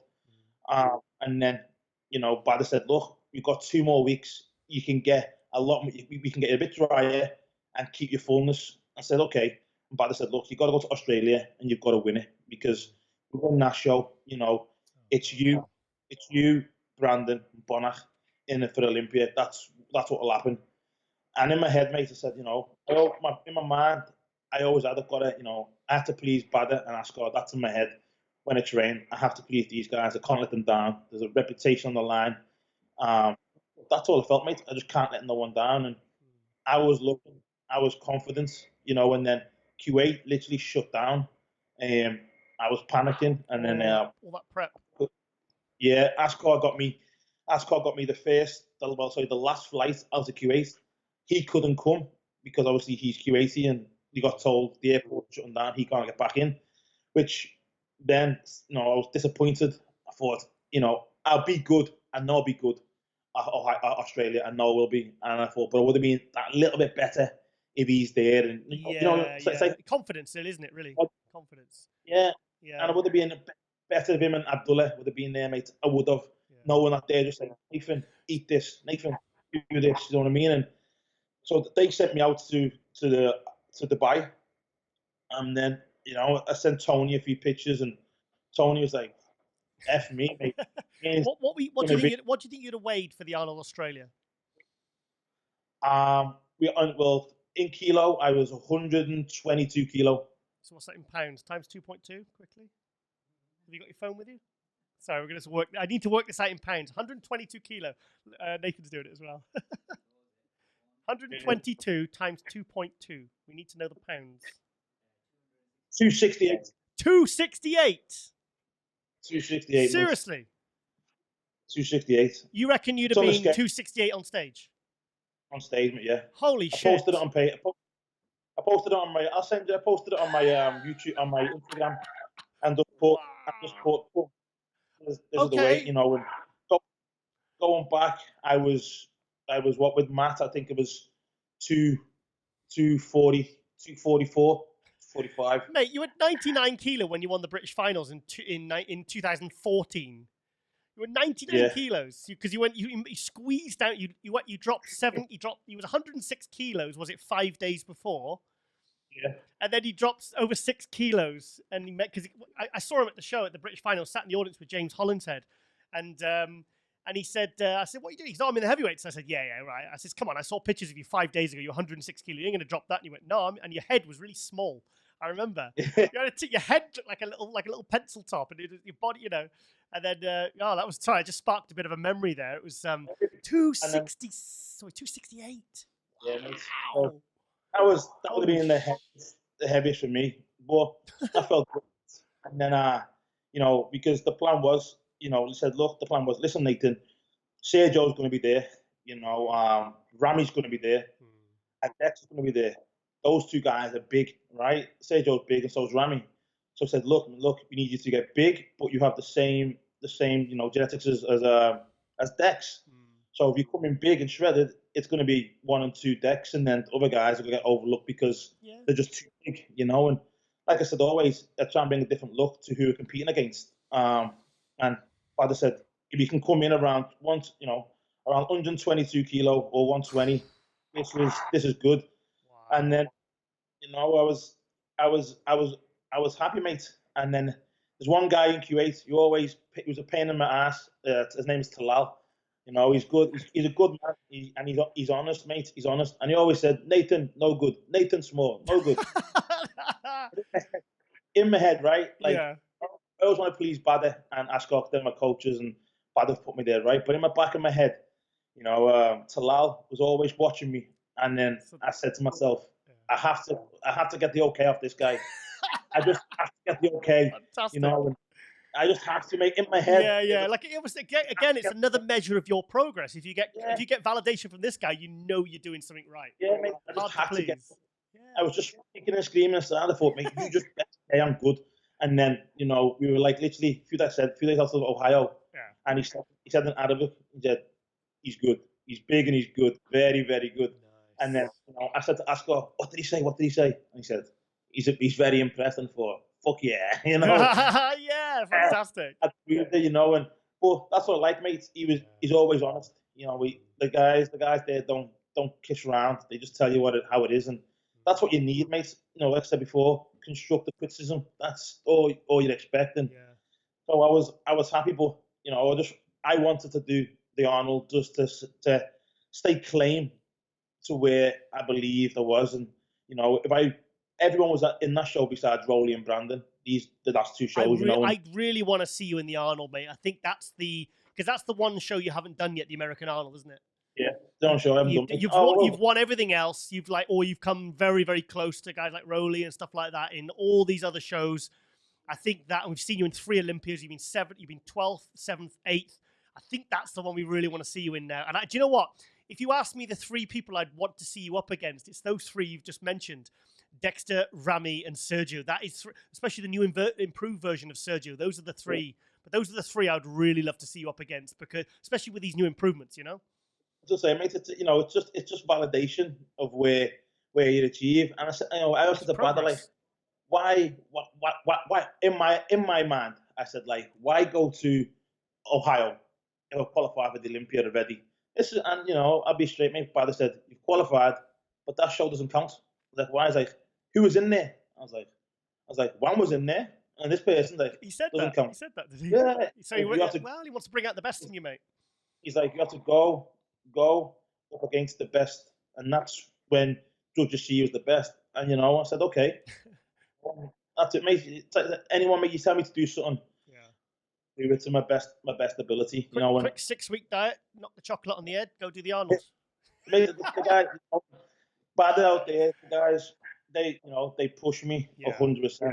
You know, and they believe in me. Whether you're doing double sessions in the gym, you know, they believe. And if someone believes in you, mate, you've got to give everything, because, like I said, these guys have a reputation on the line. You know, I just want to be the best version I can be. Whether that's getting top 3, top 2, whatever. If I know that I'm a better bodybuilder every time I'm on stage, then that's all I need, mate. That's good enough for me. Do you know what I mean? Yeah.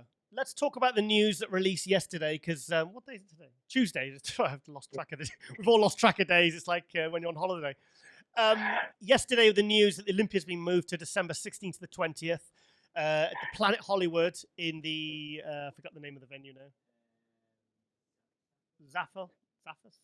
Sorry, well. So anyway, regardless, did you know about that, and what's your feelings on the fact that it's been moved and we got a new venue? Tell us about that. I heard about it a few weeks ago that it was going to mid to end of December. I agree. You know, I agree with it. It gives all the guys a chance, because I don't believe in imitations. I think it's wrong if you're giving the guys imitations. I did think, I put in my MD column actually. I said, I think, because when it was in September and everything else, I thought they're going to have to throw out a load of special invitations just to make the numbers up, just for this 1 year. But I suppose, like Dan said, no, we're not going to do that. And so obviously they looked for this alternative and moved it to December. I think it's wrong, because, you know, if you give an invitation out, you've got a new and improved Sergio, right? And the guys have improved. So why to say, oh, this guy's beat Sergio before, he's beat Sergio, but then Sergio doesn't get an invitation. Now he's changed as an athlete. He could have beat these guys. Yeah. Anyone on any given day can beat anyone. So, you know, you should have to basically, you know, in your way, like you always. But regarding the Olympia, mate, I think December is a better date. I don't think you're going to get a big crowd, because financially, people are not going to be able to afford it with it being Christmas. And let's be honest, mate, family first and stuff. It isn't going to be cheap for Vegas around Christmas. Do you know what? I'd like. Sorry, 1 second. Do you know why people? I used to always defend the Orleans. People said, "Oh, the Orleans are the dump compared to the Mandalay and all this." But at the end of the day, the Orleans was affordable. Yeah, that's what it makes it affordable. Yeah, and that's what it comes down to because people haven't got all that money, and I think this is just my personal opinion. With being a new owner should be a new start to the Olympia, right? AMI took it as far as AMI could take it. Now, if you're going to go to the Olympia, you're going to go regardless of any type of financial, reason. So I think, get a better stream set up, do more stream it live on a better platform. Financially, you make a hell of a lot more money. See, at the moment, 10,000 goes in a bit, 20,000 maybe. If you stream it, you could get $500,000. Whatever. People are just gonna, if it's $5, if it's only $5, people are gonna want to try it. Don't like it, they're not gonna watch it again, but you're still getting that $5, and you're opening your horizon to many people. Also, mate, I said this on my Instagram. Let's look at it like this: the top 15 bodybuilders in the world, 12 of them are European. 12, the top 12, top 15, mate. Yeah. Hang on, are they? Yep. All European, mates. William. Don't who's there? Dexter. Who's American? Dexter. Sergio. Yeah. Tuclo. Brandon. That's it. So the rest are all. Hang on, I'll have to go and check this afterwards. Okay. European, mate. I honestly, I haven't even thought about it. I don't mean people who like the guys who are 20th and stuff. I mean the top 10 or top 15. Okay.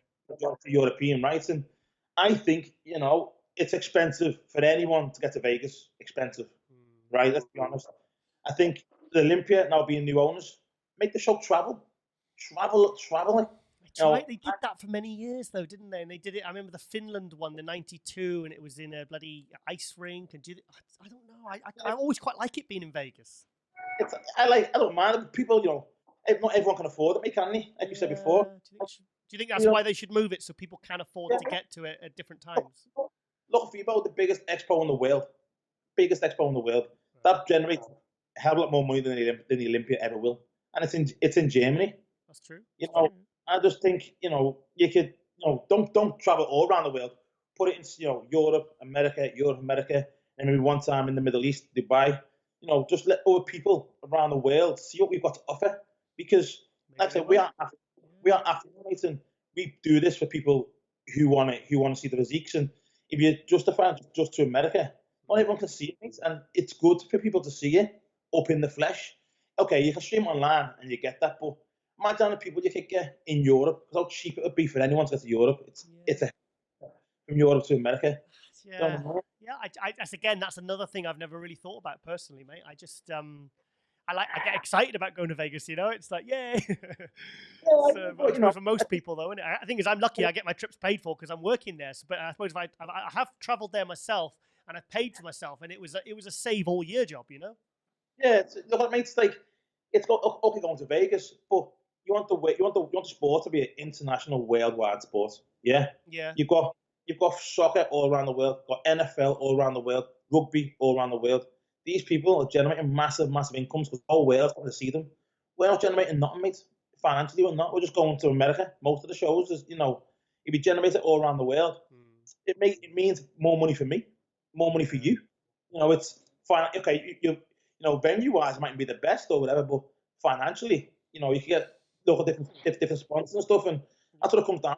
Comes down to money, doesn't it? End of the day, and if you want money, mate, everyone deserves the right to see it. If you have more, if you're looking on, a lot more arse on seats and tickets and stuff, then I think you get a hell of a lot more around Europe than you would in America. Possibly. You know what I mean? Possibly. If you're gonna go, mate, you're gonna go, aren't you? Yeah. You know what I mean? Yeah. The bottom line. Yeah, that's true. Very true. Different, wouldn't it? You know what I mean? Yeah. A hell of a lot different rather than September Vegas. You know what I mean? To where people only get one holiday a year. Now, if you're a bodybuilding fanatic, that one holiday a year every year is Vegas. Olympia. But if you're a normal average person, but you're into bodybuilding, it's it's in Spain or it's in Germany, you can fly over there for the day on an EasyJet. You know what I mean? And then you still get your holiday with your missus to Cancun later on the year. Okay, then let's talk about. I mean, now you are qualified because you won Korea at the end of, was it November last year? Yeah. Was it November, December? Yeah. So obviously we've got the Olympia now in December. Are you just gunning purely for the Olympia this year, or are you looking to do any other shows as well? But mate, it's late in it in the year. Olympia, December, like it's late in it. Yeah. You know, and New York Pro in September. New York Pro September. Yeah, it's family time, December, mate. You got to think about it. You know, is a pro supposed to even do it financially? Which more than likely I'll do it, but I wouldn't do no other show, mate. I don't see the point in it. My heart was set on the Arnolds, didn't go ahead, so now that's aside. No point me dieting again, and then to try and qualify and then carry diet on and go to Olympia. You know, carry on what I'm doing now, improve on the parts I need to improve on, you know, all the back and the hamstrings still. And then, you know, just come October, end of October, just drop the hammer. October and November, that should do me. So the highest you've been was in 2017, it was 7th place. With this year's lineup, we've got the addition of people like Flex Lewis and, you know, rumors of other competitors coming back. How do you think, what's your goal for the 2020 Olympia? My personal goal, top 5. Top 5, yeah. No, personally, just me. That's achievable. Because then I can take the year off and come back next year and then fight for it. I'd probably, even if I did get top 5, you know, if this year I wouldn't do it because, you know, the Arnold, it'd be pointless doing Arnold in March. I'd be too tired. Yeah. I'll do it next year, you know. But this year, personally, if I can get top 5 around 4, I would be more than happy. That gives me a straight qualification to 2021. But Asgard goal and Bader's goal is top 3. Okay. Well, there's another question. When you're training, and like you said, when you were thinking about Luke and with the British Grand Prix and everything, who are the guys that you really think about that you really want to step over and beat at the Olympia this year? What names? Come on. Everyone, you know, I believe I can beat most of them, but I just have to get top 3. You know, I just have to get top 5 is achievable. Possible, it's achievable, mate. You know, I've proven that. But you know, I have to get. If I could get top 3, then obviously, you know, Brandon's Mr. Olympia. I believe he will probably get it again this year, more than likely. That's what I believe. You know, even though people talk a lot of crap, I believe he will get it this year again. So you know, top. You know, you got Bonac. He's still there, mate, and he's still floating. He's still a threat to even take Brandon out. He become like he did last year at the Arnold, then you know he could possibly beat Brandon. Are you really looking to beat guys like Sergio and Dexter? Yeah, mate. Yeah, no disrespect. I have to leapfrog Dex. Dex, even though he's the GOAT, I just in my head I have to, because for where I want to be in my career. Yeah. You know, I haven't got as long as Dex. I haven't got that long in me. From day one, mate. I've never said I'm going to that age. I've got a few more years, and that's it. You know, that's me done. But going back to Dexter, this is your last chance. You think Dexter's retiring? No way. What? Hey, no way. He's retiring. He's been saying he's retiring, mate. I think if the Olympia would be in September, and then he would have done the rock show, and then he would have retired. I think that. But now the Olympia's in December, Dex will go again, because I think he wants to do. You know, he wants to do the rock show. I think he would have to, wouldn't he? You know. But the rock show's in October, isn't it? It was still going ahead. Yeah, I've heard. To be honest, they've been very quiet. I messaged Robin Chang, and I've heard nothing in regards to. They seem to have gone very quiet. I think maybe they were waiting to hear what was happening with Olympia first, because personally, I think they should have it right after the Arnold. They should make it a post Arnold show, like 2 weeks after the Arnold. Yeah, around the but say that around the Arnold and the Arnold Australia. I think they should plonk it right there, because then they'll, you know, with everything going on, I think they need to hit the ground running. Yeah, that's been made. So I have to come against these guys, you know, and I believe I can touch wood, you know, I believe I can leapfrog decks this year. You know, I believe the improvements I've made and what I've shown, I believe I can. I've just got to be confident in my abilities and you know, reassure myself of what the goal is.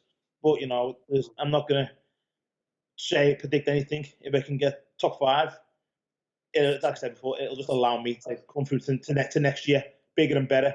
But you know, the guys out there want to see a lot more. Do you think you can beat Flex Lewis at 225? I don't know, mate. You know, he's 225. I'm coming in at 268, aren't I? So. No. Wow, I've got to see this 268 version of you, mate, on stage, because that's something I really want to see, mate. Because I mean, I don't know what I've seen you on stage. I mean, the last time I saw you on stage was 2018 Olympia, I suppose. Personally, that I saw you. Yeah. I mean, what were you weighing that year, 2018? Around 245. So you're going to be over 20 pounds heavier the next time you step on stage at Olympia. 20 pounds. Yeah, mate, I'll be sure. I reckon Ashko wants me heavier for the Olympia this year than it was at the Arnold. What, like 270? Around about that, yeah. Whoa. They want me like 3 or 4 kilos heavier. Wow. I believe it's achievable, mate, because I will be going out to Q8 the second the airport's open. I'll be in Q8 till December. Okay. That was literally my next question. That was my next question. I won't be coming back. I'll be in Q8 till December, mate. And like my first year, I'll be giving it everything I've got. You know, I'll sacrifice everything. I'll be out there, you know, and with them guys on my ass. I believe it's achievable. You know, and that's just what I think. You know, Flex is it is the best English bodybuilder of all time, mate. And to be honest, I believe he's ranked higher than Doherty. Really? You know, I don't like Doherty physique. I just don't like it. Okay. It's just not, I think it's ugly. It's not my physique. That's just my opinion. Mm-hmm. Flex is pretty. His physique's pretty, mate. And but you know, that prettiness can it be bought in at 225? Yeah. You know, it more than likely can from the pictures we've seen. Well, if you could, the thing is, you've always been a guy that's always said to me, you've always said, I've always wanted to bring the 90s aesthetics back, but with a new kind of mass. If Flex Lewis, and Flex Lewis is very much the similar, he's always paid a close attention to his aesthetics. And I think if you can do it at 268, I think he can certainly do it at 225. Like that blend, like the Sean Roden and the Cedric Millen, that blend of aesthetics and the kind of the new mass and the conditioning. I think you and Flex are going to be something to see at the Olympia this year. I hope, mate, because imagine, you know, it'd be a great sight to amazing. See. Mate, I'd be happy. Imagine getting next to Flex Lewis. He's a Mr. Olympia.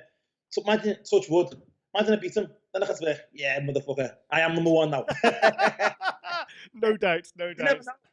You know, you got to make light of the scenario, but you know, you never know, mate. To share the stage with him is an honour, you know. And like I said, he's probably the best to come out of my generation, out of the UK of all time. And you've got to give credit where credit's due. His physique is pleasing, mate. It is, you know, it is pleasing. And looking back to Hadi last year, it shows that the size, mate. Everyone goes, oh, you know, can he stand next to a 270 person? Yeah, he can. Yeah. What was he 218 or 216 or something? Yeah, you know, and something like that. You know, third place. Flex has beat Hadi, so it's possible. You know, William isn't the heaviest either. You know, so now we know it. Everyone's like, it doesn't come down to weight. Like even myself, I'm just trying to master my physique. You know, obviously to gain the muscle that I need to gain to compete. You know, obviously I will get heavier because obviously, you know, I have to on the back and hamstrings. But if I can master that physique and then bring it in to what I want to, I think it'll be a good showing. Nathan, if you can keep your aesthetics at 270, then I don't think there's anyone you couldn't beat. To be honest, I hope, mate. Yeah, that's like if you're shredded at 270 with your shape and structure and with your aesthetics, that blows my mind. That's the thing, mate, and I think that's what I had lost the year prior. That bubbleness that I have, and the roundness. I think that I just lost that somewhere. And now, I'll send you the video. It's back, mate, and the roundness and the fullness is all back. And with these guys on me, it's anything is achievable, mate. You look at, it's achievable because you look at Brandon 4 years ago. He was nowhere. He was last place at Olympia. People ask him if he was going down to 212, and then last year, 3 years later, he wins Olympia at like close to 250. You know what I mean? So that being said, mate, the guys out there know what they're saying, and if they have faith in you, mate, and they believe in you, then it gives you time to believe in yourself, and then just be able to know that just master your craft. Because like I said, I haven't got long in this sport, mate. I don't intend on being in this sport for very long. How much longer? Couple more years, mate. I'll be done by the time I'm 40. I'm finished. Sure? You sure? Yeah, I'm finished. Okay. Just because, how I look at it, mate. I've got my son. He's 7. He's 7 now. Yeah, he's 7, mate. Almost, yeah. Yeah. No way. And then, he'll be playing football. At 13 when I'm 40. I want to be able to run around the park, mate, and kick it. And I don't want to be in the gym 24/7 when I'm 40. I want to be able to live a life with my son and my daughter, and that's me, mate. Bodybuilding's helped me to put food on the table, provide for my family, and get me out of the crap that I was in prior. And I'm grateful for that, mate. I'm just gonna do what I can do for as long as I can do it, and that's me, mate. I won't walk. I'll just walk, even if scenario, for example, if I won the Olympia on my 40th, I'm done. You're done. If I won it once, I'd be done, because what's to achieve? You're not beating Ronnie. It's a measure of your progress. You've achieved what you wanted to achieve, and that's it. Mate, I never thought in my wildest dreams I would turn pro. I had guys saying I would. Never thought to turn pro, let alone win a pro show. When if I won the Olympia or you won the Arnold, what else is to achieve besides success as a man? And a father. There's nothing else to achieve, and the greatest success, mate, is having memories with my kids, and that's it, mate. That's all I want. You know what I mean? And I'd be grateful for that. So I think 40 would be a good age to bow down. Yeah. Plus, imagine you got the likes of Regan in 7 years. He'd be on my ass in 5 or 4. Regan Grimes, yeah. Yeah. We're not all like Dex, so you take it, and you take what you can, and you run away. Okay, Nathan. One final question now. This is something that me and our lovely friend Luke Sandoe, he always said he thought you were telling porkies when you said you were how much heavier at the British Grand Prix. He says, "Nah, he's talking shit. He came on our show and he said, "No, he's just a couple of months ago. He said he's talking shit. No way was he that heavy. How heavy were you at the British Grand Prix?" 248. I was 248 to 49. Okay. I was 5 pounds heavier than I was the year before the Olympia. Okay, fantastic. Okay, sorry, it's just something I wanted to settle. It's just something little sort of Luke's fans. I wasn't the heaviest, but I was heavier than what Matt had me prior. I was heavier, and that. But I was heavier, but a lot harder at the British. That condition, I think that was probably overall your most polished look. Like top to toe, side to side, every area was so finely detailed. I thought it was a really, really good, clean look. I loved it. I loved that look. I thought it was really, that was my favorite look, I think, of last year of yours. Mate, I liked it, and I did like it because, I was walking, and my glutes were just feathered, just walking. Yeah. But sometimes, and don't know whether this is to come down with the generation that we're in, but to sacrifice a lot of muscle for a pair of glutes, is it worth it?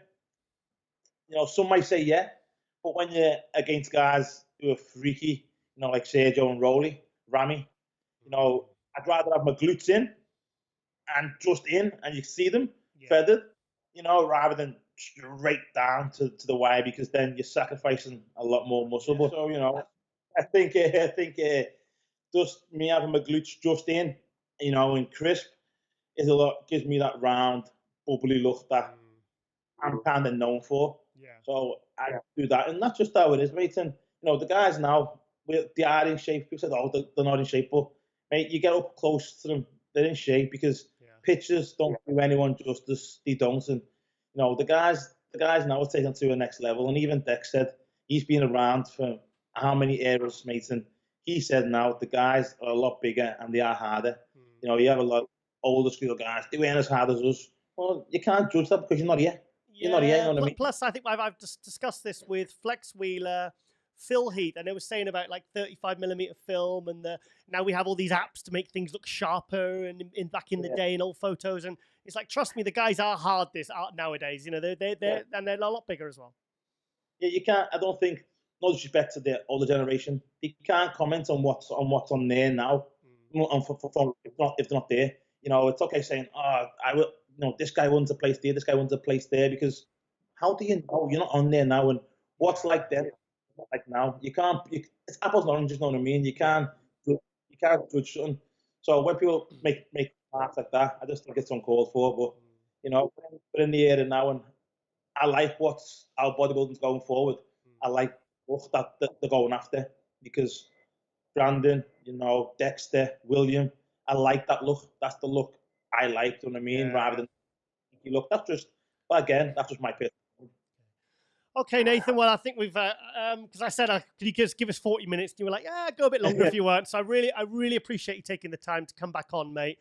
And thank you for talking so wonderfully about Luke, and you know, and kind of because a lot of people are hurting right now, mate, and it's a big shock for the bodybuilding world and people all around the world, because you know, people really look up to guys like yourself and Luke, and it's a real it hits us hard, you know. So it's good to talk about it and good to sort of focus on that. And like to say as well, you know, if people are out there hating inside, reach out to someone, mate. You know what I mean? Yeah. Even though we are men, even women, listen, you know, don't think you're weak because you're talking to someone, you got issues. Just talk to someone. If you need, no matter who it need be, just talk to someone, get it out there, because someone out there does love you and you are loved, you know what I mean? And that's the main thing, just talk to someone, because no one deserves to be in a place like that. It's you just said it there. It's like, just to expand on that, it's a strength, not a weakness, to reach out. That's the message you were trying to say, isn't it? Yeah, it takes a lot to reach out to someone and to open up, you know what I mean? It takes a lot. So, you know, just do it, because I'm telling you now, in the long run, you'll be grateful for it, and you know, you'll be thankful. Just reach out to somebody, no matter who it is. You know, even you want to phone someone on a helpline, or just reach out to a friend or someone in the gym. It makes a difference, mate. And that person will, again, you're talking to them, they'll feel honoured that you're talking to them, you know what I mean? And it's just good.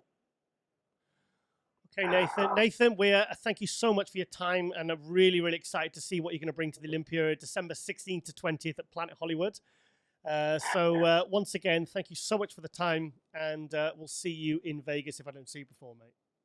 Yeah, see you soon, buddy. Take care. God bless, man. Thank you, Nathan. Bye-bye, mate. Bye-bye.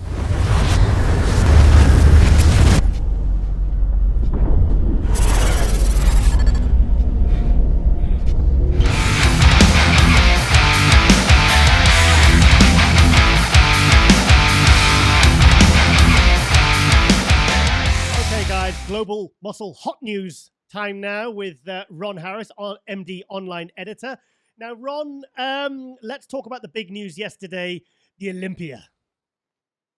Yeah, I mean, huge news, because there was a lot of speculation. A lot of naysayers thought the Olympia was not going to happen this year, and certainly that was a possibility. But we got the news on Instagram from the Olympia official Instagram. It is happening. It's shifted 3 months later than usual. It's going to be December 16th through 20th. But some excellent news. After 15 years at the Orleans, I probably shouldn't talk crap about the Orleans in case we ever have to go back there, but it is now going to be at the Planet Hollywood Hotel and Casino. Yeah. Which I don't know about the star system of how many more stars, but I'm sure it has at least a star or two more on the rating system than the Orleans. I think that's safe to say, yes. Yeah. And it's right on the Strip. It's not 3-4 miles off the Strip like the Orleans was. Okay. Not to diss the Orleans, but the Orleans thing is, people dissed it because obviously you and I remember the days when it was at the Mandalay. I went 2001, 2002. The Orleans, it was affordable, wasn't it? Yeah, absolutely affordable. But you know, we're there for the media, so that's, you know, we're working. Our expenses are typically covered, so it's not really a concern. But yeah, it's more economical. I bet it's not going to be a whole lot more money to Planet Hollywood. You know, Las Vegas doesn't try to make staying there too expensive. They want you to hang out and gamble and spend your money. So you can't. It's not going to be cripplingly expensive. I'm sure it's not going to be. Now, the theatre they're holding it at is the Zappos Theatre. I've actually messaged them, I had a couple of messages back, and they've really had. I mean, who were they? Who you saw they played there? Def Leppard, Aguilera, Lady Gaga. So, and now we've got Brandon Curry, William Bonac, and Hadi Choopan on stage. So, but have you seen the venue? It's a really nice venue, mate. No, I believe Jose Raymond posted on one of the Instagram comments that capacity-wise it's a little bit smaller than the Orleans, which I don't see a problem with that. I see attendance might be a little bit down this year because the world's economy took a hit, and some people that typically would have gone to the Olympia probably won't be going this year. But I haven't seen it, but it's a much newer venue. It's I mean, if Lady Gaga is playing there, come on, it's got to be top notch. I heard it's 2,500 capacity, but sometimes some of these venues, if they can extend seating, they can have more tiers, can't they? I don't know. I don't know. We haven't checked yet, but maybe. But the thing is, like you said, it's in December, so attendance is probably going to be a little bit down. Obviously, it's been the economic ramifications of what's happened this year, but I think it's safe to say it's going to be completely sold out. Oh, absolutely, absolutely. This is airing on Wednesday. We're filming on a Tuesday. Tomorrow, I do have Dan Solomon on Ronline Report. Right. I'm going to ask as many questions as I can, and he'll tell me whatever he's comfortable telling me as far as what news is able to be released at this point. Because will there be an expo? That's on everybody's mind. Will there be an expo? That's a huge question. That's true. I didn't even think about the expo. Well, yeah, you got to think about the expo. Another thing, he's talked to Jake Wood and Dan. They were out in Las Vegas last week with Angelica and Tarek and the whole crew that puts this thing together. And I'm sure they met with the local government officials about seating arrangements. Are we all going to be able to sit next to each other? Are we going to have to have every 3 seats or something weird like that? Or, how's it going to work? I'm going to find out, because these are all still unanswered questions. Another huge question: what about traveling? Will the U.S. be allowing people in at that point? Will other countries be allowing people out? Could this be an all-American Olympia? Wow, imagine that. Well, I just interviewed Nathan De Asha, and he said, I mean, I haven't checked because we literally just did the interview, and he said 7 out of the 10, was it 7 out of the 8 of the top 15 Olympia guys are European. So, and then you got guys like Hadi and Ramy, and Ramy's still yet to qualify. So, I mean, let's just hope we get to see the best of the best. I mean, I'd be really sad to not see Hadi there. But also on a plus point, in Dan's press release video he did yesterday, he did say there would be more prize money than ever. Oh, wow. Okay. Yeah, more prize money. That doesn't surprise me. Jake, this is the first year of Jake Wood owning the Olympia. And, of course, he's for the athletes. He loves the sport dearly. He's passionate about it. Wants to do as much as he can for the fans and the athletes. So that doesn't surprise me one bit that Jake Wood would step up and make a move to increase the prize money. We've seen a pretty steady progression of the prize money over the last series of years. So this is great for the athletes, obviously. I think Jake would just be happy to break even with this show, because I mean, really, he paid. I won't say the figure because I know what he paid for the Olympiad. It's a lot of money, but it was. Obviously, he bought it. Then a few weeks later, this whole global pandemic situation hit. And I just felt so bad for the guy. But it seems like he's really just running against the tide here. Or swimming against the tide. Sorry, you can't run against the tide, can you? And you can. And I like the way that he's kind of finding a way through this. And he's taking it to he's just saying, right, I'll tell you, rather than cancel it or whatever, we're going to make it bigger, better, give away more prize money. We're bringing back, don't forget, we've got the Miss Olympia back as well. That's right. And I'll be honest, I mean, I know, the thing is, from the Olympia point of view, the expo revenue is very important. But from my point of view, I don't really like expos. Yeah, you said that the other day, and you know what? I'm gonna be that guy and agree with you, because. Well, yeah, but I mean, if you want to go to, I've been to FIBO, and it's obviously with the amount of attendance of people who go there, people do love expos, and they love getting free stuff. I mean, I never ever buy a thing at these expos, but thing is, for the Olympia, for the Arnold, that is the biggest stream of revenue, isn't it? I mean, those booths cost what, hundreds of thousands of dollars. So that's what pays for the show. So that's why the expo is important. Yeah. And it's also, aside from the athletes who are competing, they have the meet and greet, but there's a whole slew of other athletes that aren't competing in Olympia. And some of them are, Instagram famous or whatever. And they're at these booths, and this is the chance for a lot of the fans to meet their heroes or the people that inspire them every day on YouTube and Instagram. So, I do hope for the fans at the expo, and of course for Jake Wood and Dan and everybody, I hope the expo goes through. But yeah, selfishly for us, it's kind of hard to navigate through there, and it bogs us down a little bit. The Arnold was the easiest show. We got the best coverage out of the Arnold. A big reason was because the expo was canceled. But we're being very selfish, of course. So for everybody else except for us, we hope there's an expo. Okay, yeah, that's fair to say.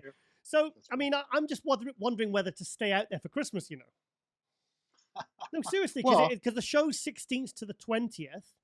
Yeah. I might just stay out there, make a holiday of it because it's Las Vegas, Well, I mean, yeah, I don't know if you want to be in Las Vegas for Christmas. It's kind of a holy day, and Vegas is not the. Unholy. You know what I'm saying? I mean, New Year's Eve. I'm just saying, New Year's Eve. That's a time I would probably want to be at Vegas. I'm sure that's a pretty crazy night in Las Vegas, New Year's Eve. Well, Christmas Eve and Christmas Day, you want to be home snuggled up with the loved ones and the furry people in your family, the animals and the presents and all that good stuff. I think I'd rather be in Sin City. I won't tell you what I'd rather be up to, but yeah, okay. Sat at home crying with my cats on Christmas Day, or in Vegas, indulging in some of the things I've indulged in Vegas many times before. So anyway, yeah, no, well, I just the Zappos Theatre, December 16th to the 20th. I'm so pleased. I mean, I can only imagine. I spoke to Dan a few times, and I said, mate, you've had a really tough year this year, mate. You've had a lot of stuff to contend with. I had a meeting with him and Jake at the Arnold Classic, because obviously I do the Olympia All-Star Tours with them. Because I said, and I said to Dan when he was on Global Muscle a few weeks ago, I said, I have 4 more tours planned for 2020, but I'm going to do it after the Olympia. And that was when I believe the Olympia was in September. So I'm not doing any Olympia All-Star Tours before the Olympia because there's no point, because all the athletes will be prepping. So it looks like it's going to be Olympia All-Star Tour 2021. So, but we will be doing 4 tours, shorter tours, 4-day tours, closer together. Because I think, to be honest, by then, the bodybuilding fans are really going to be looking for things to sort of attend and go to and support. And, because we've all been in this lockdown, and I think we're all going to be itching to kind of reconnect with bodybuilding, with the athletes, and kind of reconnect everyone. So yeah. You know what's good about this new timeline too? It's not ideal. None of us wanted to have everything put on hold for months and months, but typically there's that whole dead spot between, I would say, November to February, where there's really nothing going on. Yeah. It's just been shifted. And now we're going to have pro shows going all the way up to Olympia week, I'm sure. And then there's going to be post-Olympia shows. And then we'll still have plenty to talk about for quite a while. And then the Arnold should be happening right again, end of February, beginning of March, as it always does. So we're not gonna have any of that dead time. It's going to be a very, very busy winter for us. Well, Ron, regardless, we will work our asses off at the Olympia like we have for the last 3 years. And every year we try and top the coverage we've done in terms of content, in quality and quantity. And we'll provide the kind of coverage that you've kind of come, you expect from MD, So that's my goal, and I'm sure it's yours. And I can't wait to get back out to Vegas and work with the team and really pump out some content like we did at the Arnold Classic, where we got over 1 million views in 48 hours. Yeah. Yes, sir. And I know you want to get more interviews than me on Thursday night again. Oh, you keep beating me. I hate it. Yeah, but I have Steve with me. I have Steve Bleckman with me, and that's an unfair advantage because he just barrels through and literally grabs people. Hey, come here. I tell you what, he is a secret weapon. I remember 2017, and I didn't realize it was only 2 hours for Meet the Olympians that you have on the Thursday night to grab the interviews. And I was like, God, Steve being really pushy. And he's like, no, interview Marcus Ruhl, interview this guy, that guy, Dave Henry. And then next thing you know, everyone was kind of gone. And I was like, oh my God, I'm glad. I see why you did that now. Because we pumped out a lot of, and every year we try and do more and more and more. So yeah. Anyway, Ron, I just wanted to get you on quickly for this little update, because this is news that this has been really welcome news for the industry. And I feel really proud of how, the Olympia committee, Dan, Angelica, Jake, Tarek, and, Tamer and all those guys, Caden, I feel really proud of what they've managed to achieve during all this global crisis. And I think it's a real testament. And Dan said he wants it to be a real celebration, and it's giving bodybuilding back to the fans. And do you know what? I think that's exactly what it's going to be. Yeah, I agree. I'm very much looking forward to it. A little later in the year, and that's okay. We'll adapt. Yeah. Okay, then, Ron. Well, thank you for this Global Muscle Hot News special, and we'll catch you later on Global Muscle, the show. Thank you, Ron. Thank you, sir.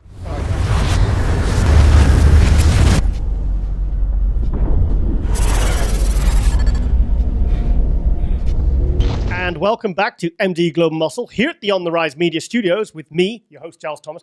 And we're joined by, finally, Guy Cisternino. Yay! Guy, thank you for joining us. Finally. What's going on? Yeah, finally, mate.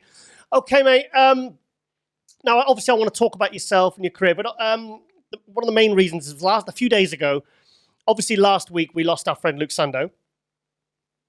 And I messaged a friend of his, and I said, look, I can't, to be honest, I want to skip this week with Global Muscle, but MD said they still want to keep continuity and stuff like that.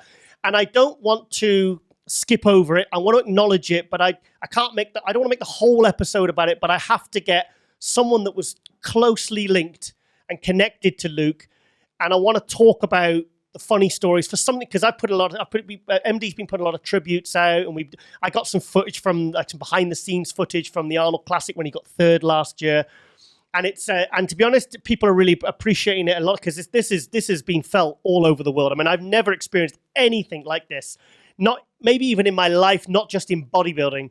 So one of the names that came up was yours. So instantly I reached out to you and you said, of course, brother, let's come on and let's talk about our friend, the guy that we all loved, because I mean, I only spoke to him last Monday. So I wanted to get you on, and I want to just kind of share some positive stories, because I'm sure we've both got, you probably got more than me, positive stories and kind of positive memories that, and laugh, we're smiling, we are smiling, we've cried a lot in the last week, but, just to share some kind of, just to kind of help people through this, because mate, this is people are really feeling this one, mate. It's funny. Like, I wasn't, and I made it very clear. I was like, listen, I was not Luke's best friend. I wasn't, but I took many, many trips over to Britain. And every time I was in Britain, and I was in Britain probably every year, if not more than once a year. And every time I was there, it was Luke, it was James, and it was Ben. Yeah. And, like somebody sent me a picture the other day from me looking at Luke in Australia, or it was a picture of me and Brett Wilkins. When Brett wasn't a pro yet, and he was taking a picture of me in Australia. And he goes, I think this is where you first met Luke. And I'm like, no, I knew Luke a couple years prior to that. But I was really trying to think of where I met Luke, and I actually can't put my finger on it. But I think me and Luke connected, and it's funny because, he's he was a fucking great kid. But if you didn't know him, just like if you don't know me, he could have came across like a complete cunt, because he's got like dry sense of humor. Bye monetization of that video. What? Sorry, nothing. Carry on. He had that if somebody said something and he didn't like it, he'd be like, oh well, I just don't like you, so. And he was just like, that's how. And I think we got along so good because we were both very, very similar in our personalities. Like, we were big ball busters. Like, we were very rarely serious. Like, we always joked around. And I trained with Luke and Ben on multiple occasions. And it's funny that when this happened, when I got the news from Luke, I think it was maybe a week and a half prior, I was just having a conversation. I was working out at the gym. I'm lucky enough that I'm able to still train at one of my local gyms. And he was asking me, he goes, who's the most intense person you ever trained with? And I was like, well, are you asking intensity or are you asking strength? Because they're not. People think that strength and intensity are the same things, and they're very, very different. And I go, intensity, Branch Warren. I said, absolute just freak show to train with, like, and the strongest motherfucker I've ever been in a gym next to, I said, was Luke.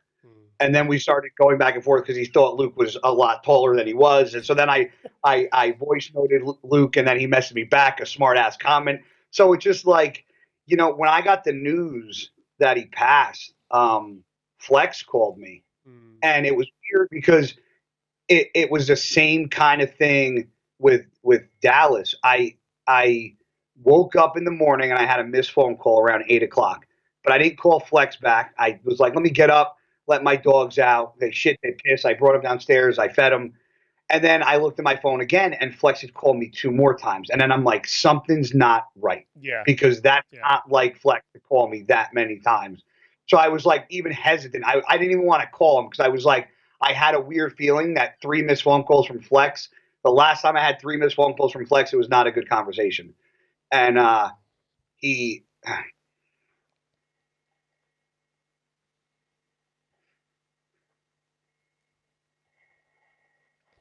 Take your time, mate.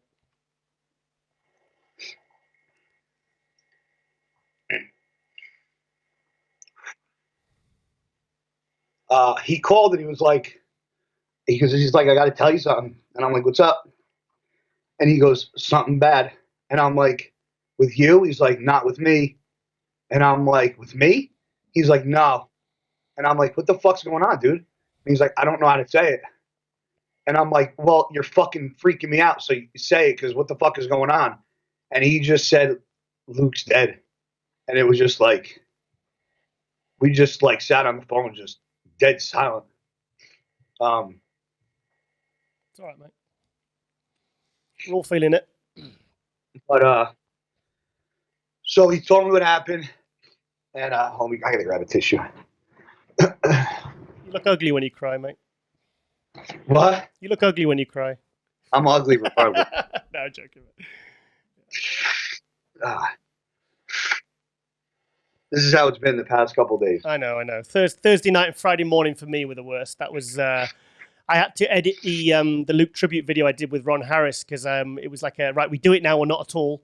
We did it, and it was when I dropped my producer Carlim off back at home, and I was fine. I was actually on automatic pilot, and then I sat down at this table, and I had the computer in front of me, and then I started editing it, and it just kind of just hit me like a ton of bricks, you know. And that was it right through till I think 2 p.m. the next day. It was just I just couldn't stop myself. It was just I just thought, well, I'm not going to run from this, you know. You got to.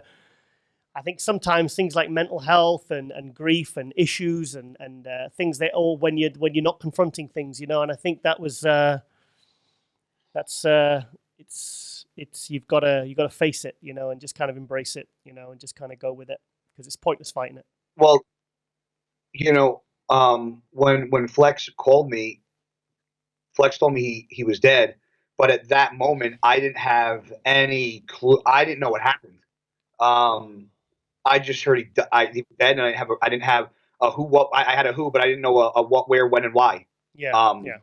So I got off the phone with Flex because somebody that I know and that I speak to, and that I at shows, and you know who's a fucking great kid, is Ben, and I immediately got off the phone with Flex, and I called.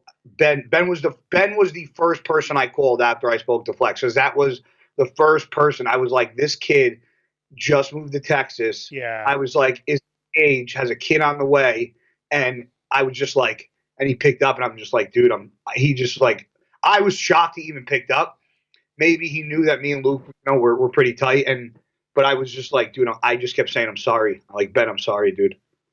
I was like, I just don't know what to say. And Ben was like, I got no more tears, dude. He's like, this has been umpteen hours, you know, that he had already known. And then he told me that it wasn't an accident, and not that made it any better or worse, but it made you start fucking your wheels start turning. Yeah. Because when it's accidental, it's, you know, whether it's a car accident or a heart attack or, something, it's an accident. But when it's not an accident, then you start wondering, the question just like, the guy just took third at the Arnold and, 2 years ago, and his, signed with Red Cotton on his way up, and his, name is placerable. It's just like, everybody thinks that we, because we look a certain way, that on the outside we look different, but on the inside we're no different than anybody else. And that's exactly what Nathan De Asha just said as well. That's exactly what he said. And I hope this be a lesson. I knew Luke had, I knew he had just a little bit of depression. I think it's safe to say that, that a lot of bodybuilders have some sort of depression in some way, shape, or form. It's not an easy sport. And we have emotional roller coasters throughout the year for what we do. And, speaking with Ben, Ben just said there was a lot of things that, even being his best friend, that Luke just never wanted to speak about. And, it's just, I don't know what's more upsetting, the fact that he's gone or the fact that he lived for as long as he did, carrying that fucking weight of the pain. Because in order to do that, you gotta be in a fucking dark place. And that's just, one thing he should have been was an actor, because he fucking hit it very well. That's for goddamn sure. Yeah, I think it was a combination. I think the quarantine obviously isn't helping anyone. He couldn't get to the gym. He was kind of trying to kind of be creative in his home gym, and it was probably. And I know he hurt his pec, and I know he was very paranoid about the pec. He showed me the pec. He came to the Brandon Curry seminar in Muscleworks Orpington back in February, and he showed me, and I said, "Oh, I heard you." He says, "Yeah." He says, "Well, I said, well, it looks absolutely fine." But I think it was because he couldn't train his chest properly and couldn't go, because he was all or nothing. I mean, his girlfriend told me, she said, like, he was, and we all knew this, he was to be as good as he was, he said he's very all or nothing. So for him to be, it's just and sometimes when you're in a strict routine and you've got shows to focus on and you've got your routine, and a lot of us, a lot of bodybuilders, competitive bodybuilders, routine's very important. And so he was telling me about his pec, and obviously, and it's I think it just threw him off course, mate. And it's just sometimes a small series of events can trigger things. So let's talk about like, I interviewed you a couple of years ago, and you were telling me about maybe you had that thing with your skin, with the sunbeds, and you felt like your skin was on fire, and then you had problems with your shoulders, and I mean, that must have been a really trying time for you. So how did you get through that, and how did you kind of recover from that? I mean, people think that when I talk, I try to like make myself like look like I'm this like big like people always say I like to play like the martyr, like look what I've done, and it's not about that, but I've been through a lot more shit than most people and most bodybuilders. And when I had the burns, it was weird because they thought I had cancer. Like I didn't have any answers for almost a year. They didn't know what the fuck was. It wasn't almost well, yeah, because they told me what they thought it was, and then a year later they gave me a different diagnosis. So, I got over that. I still have marks all over my body from that, though, that I don't think will ever go away. Like I have looks like permanent black and blues like all over me. And I don't think they'll ever go away. They're pigment changes in my skin, and the doctor said it could take years for them to go away. And I still have, and they're pretty blatantly obvious. But and then the double shoulder surgery, it came to a point where my way of life started being impacted just sleeping, because my shoulders were so bad. And when I had to get shoulder surgery, he's like, "Listen, we can't do both at the same time." And I remember what the doctor said. The doctor goes, "Unless you have the most loyal wife or girlfriend in the world that's going to wipe your ass every time you shit, I suggest you don't get them done at the same time." just one at a time. So I got one done, and then 5 weeks later, I got the other one done. And I got very small. I went from 238 pounds to 193. Yeah. But I also I want to say I did smart things. Like I wasn't eating 6 times a day. My body didn't need all that food. Like that would have done more damage to my liver and kidneys eating all that food because I'm utilizing it. And I was doing cardio twice a day, sometimes once a day because I was bored. I think things like that, because I mean I can't weight train at the moment because obviously the gyms are shut. We can't get to them. So I'm doing where I did cardio, say 3-4 days a week. I'm doing it every day now, and it does like there was one day last week I didn't do it, and I started getting some aches and pains in my shoulders, my traps. But then when I do it in the morning, I find it flushes the blood. It helps the healing. It keeps your body moving. Keeps your body sort of functioning. Get your heart rate up at least once a day. I think it helps recovery. Helps recovery. Wakes you up. Yeah, exactly. Yeah. Wakes your brain up. Yeah, and I just. Once I got cleared from the doctor, listen, the one thing that I never did during my shoulder surgery was look in mirrors, wear T-shirts. Even though it was the summer, I was always in long sleeve shirt because I knew I didn't look my best, but I was already not. I'm a very confident person in certain, I'm confident in my abilities. Now, am I as confident in my genetic makeup and how I look on stage? No, but I'm confident in the ability that I put into the physique that I have. Yeah. So was I confident that I mentally could get back to where I was? That answer is yes. Physically was the question, because one thing we can't stop is father time. And I'm 38 years old, and back then I was 37. And coming back from double shoulder surgery at 37 years old, I'm not a spring chicken anymore. I was very surprised to hear that you made it back, actually, because when you told me about the burn, the skin thing, and then you had your issues with the shoulders, I just thought, oh, well, that's him done. That's him done. There's no way he can come back from that. No way. So a lot of people did, and I mean, listen, will I ever be as good as I was back in 2015 and 16? I don't know. I try to think that I still have a little more in the tank. There are guys that are coming up that are very, very good.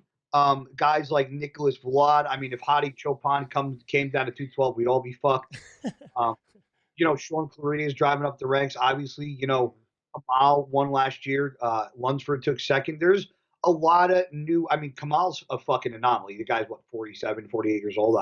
48 now. Yeah. Crazy. He's peaking. He's peaking. Yeah, he's fucking. It doesn't make any sense. That's that Middle East. I don't get it. Does that motivate you though? People like Kamal doing that at 48? Yeah. Or do you just saying, I hate this guy? You want honestly, do you want? If I answer it honestly, I'm going to be a dick. It's going to sound like a dick. Go for it, mate. We won't judge you, will we? I think people that don't have, I think people that are more genetically gifted don't put in the effort that the less genetically gifted have. Meaning, if you're more genetically gifted, you don't people look at Branch, right? Mm-hmm. And Branch is fucking retired. He's banged up shoulders, the tricep, but Branch had to train like that to get to where he got to, because that's how, I don't have good genetics. I don't. You could ask Aceto, Palumbo has said it, and I'm okay with it. That's fine. I know but I know if I train like a fucking pussy in the gym, my body doesn't, I have to put my body through fucking torture in the gym, and I have to lift heavy weight, and I don't have shitty form. I don't throw the weight around. I don't, I would like to think that my exercises are performed pretty good. But that's just how I built my physique, and I've tried other training methods and nothing works for me just grab some heavy weight and training. But with that comes a lot more wear and tear. Yeah. And the guys that train very intense and heavier usually don't last as long. Now, Dorian Yates, Ronnie Coleman. You think about it. Yeah. Dorian Yates. Yeah. 7-year total pro career. I mean, you got Dexter, who's been going from 21 years, so triple the amount of time that Dorian Yates spent on stage as a professional, and he's still going strong, and he could still probably go another couple of years if he wanted to. But I interviewed Ronnie Coleman and Flex Wheeler together on Ronnie's show the other week. Two totally different training styles. Completely different. And I said, one of the questions was, I said, Brandon Curry asked a question. He sent a question in, And he said, do you think if Flex Wheeler trained Metroflex style, would he have got the same results or better? And Flex says, there's no way I could have trained like that. He said, I would have torn my body up to pieces in a couple of months. He said, there's absolutely no way I could have trained that way. Ronnie did his way, I did my way, and it worked for the both of us. And I think that's absolutely correct. And so, like I was saying, I wasn't knocking like Kamal training, but listen, I've trained with Jose. I've trained with the best of the best. I've trained with fucking best of the best in the open. Sean Roden. I've trained with with Rolly. I've trained with Nathan. I've trained with Luke. Jose, Flex. I've trained with a lot of people, and I'm confident when I say that I will out train any motherfucker in the gym any day because my passion. This is the thing. My passion is bodybuilding. Bodybuilding is, I've trained with some of the best in the world, and what David Henry will tell you. I took David Henry through a leg workout. He was fucking buried on the ground. Really? He'll tell you, and he will absolutely tell you. He won't care. And listen, there are guys that I've trained with that like fucking Branch. I have stories about Branch that would for days that shit he's done to me in the gym. Like he's somebody that when you train, like he takes it personally and he will try to break you. Really? I've seen try his hardest. Absolutely. 2012. I trained. And he's like a shark because as soon as he sees like a little bit of like you're giving up, like that's when he like goes in for the fucking kill. Fantastic! I love it. Wow. So but I mean, mentality in this sport plays. You asked about my mentality. Mentality plays a big role, and the role is a lot more than just how we feel about ourselves and what we believe in. Because it's unfortunate, but we are probably the most attacked group of individuals in any sport in the world because we put our physiques and our personalities on display. That's what we do. Sorry,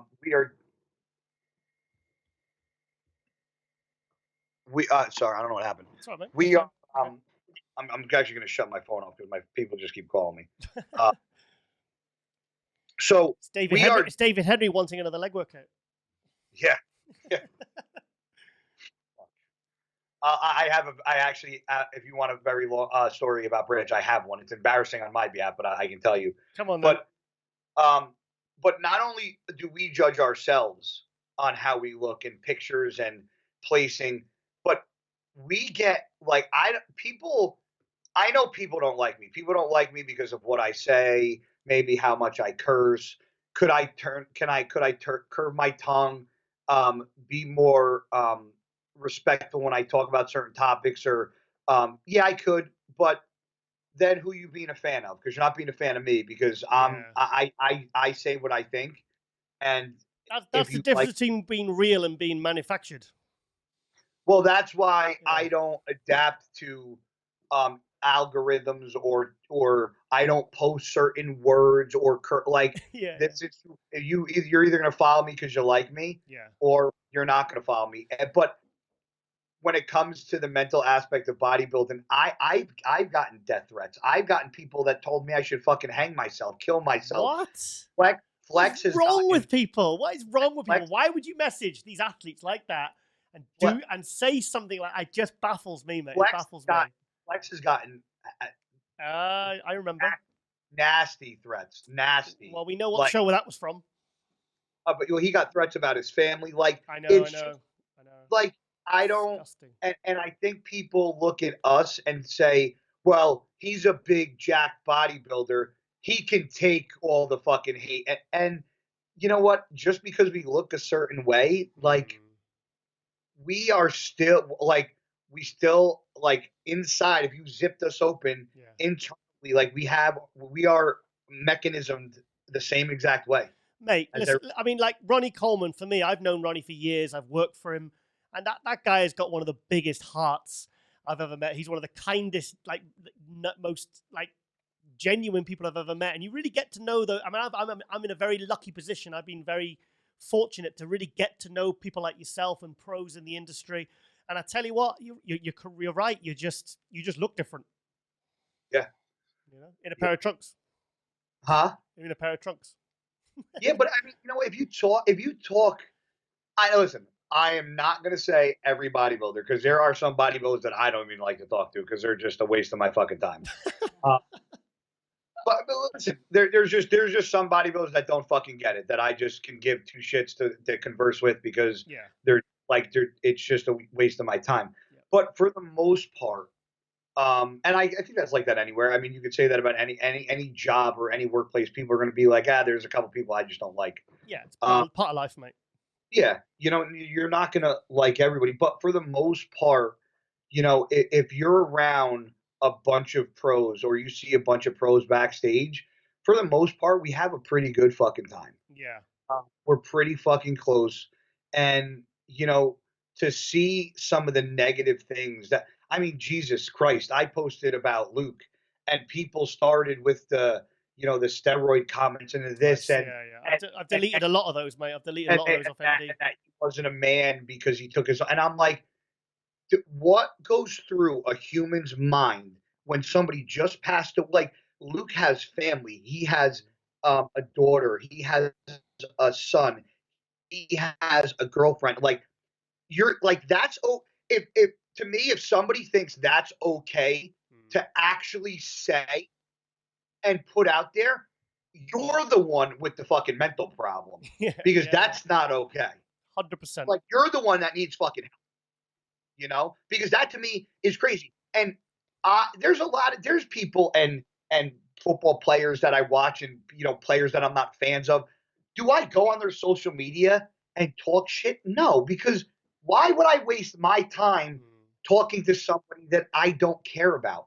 If you don't care about somebody, fine, but you don't have to make it public knowledge and bash them and make fun of them, because we all get it. And I'm not saying that is a cause of anything that occurred, but it would be nice if people actually, I mean, I'm not saying we don't get nice messages, but just people just like to be hateful, and it's sad.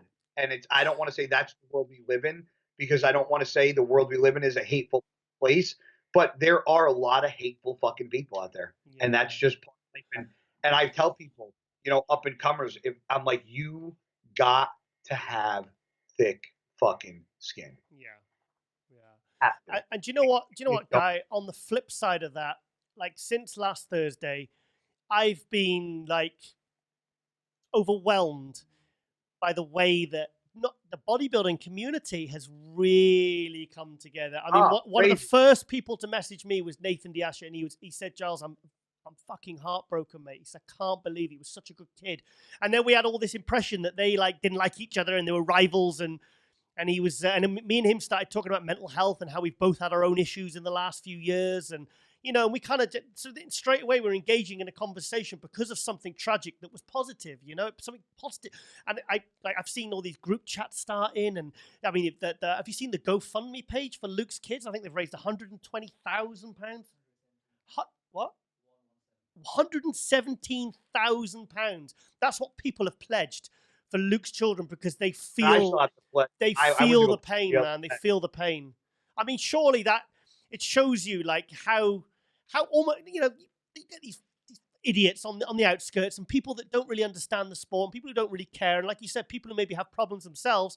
But you know what? I've been absolutely overjoyed at what I've seen. I've had a lot of conversations in the last few days with people I've not spoken to for a very long time, and we've really reconnected because of what happened with Luke, because we all thought, you know what, I need to check on that person, I need to check on this person, and I think it's pretty beautiful, mate.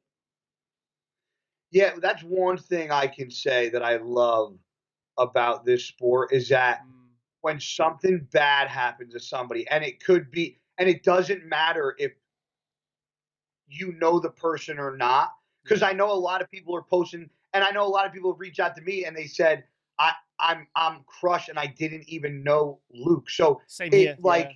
It just goes to, like, one thing about this industry, when something bad happens, like, nobody can fucking break us. Like we come together, Yeah. we're like fucking a transformer. Like we just fucking we come together. Like you're not ripping us off. You know, we definitely transform in times like this, and that's awesome to see. And it's just I hope they do something special. At the Olympia for him. I think I think any pro deserves it. That has competed, and we know it's a respect thing. And Luke touched a lot. Like, man, I mean, it's so funny because like to me, like Luke always went out of his fucking way. He always went out of his way to see me. We were at the Arnold Expo. Olympia. He would, whether it's walk, he would always stop by my fucking booth. Like, and it was nothing other than to just drive me fucking crazy. Like to throw shit at me, to make fun of me, call me small. Like it was just like that was literally like what it was. And it's just it's sad he's gone. It's great how the community came together and are helping his kids out.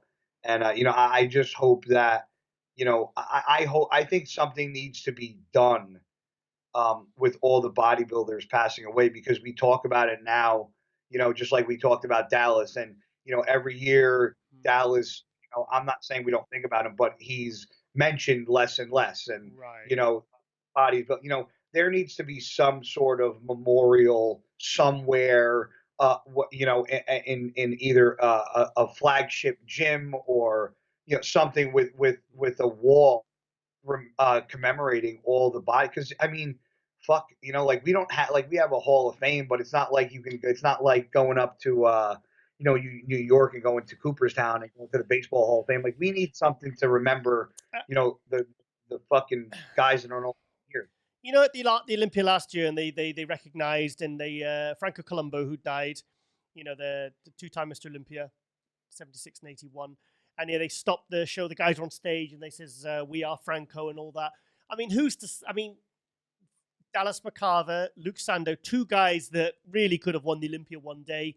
Young, up and coming.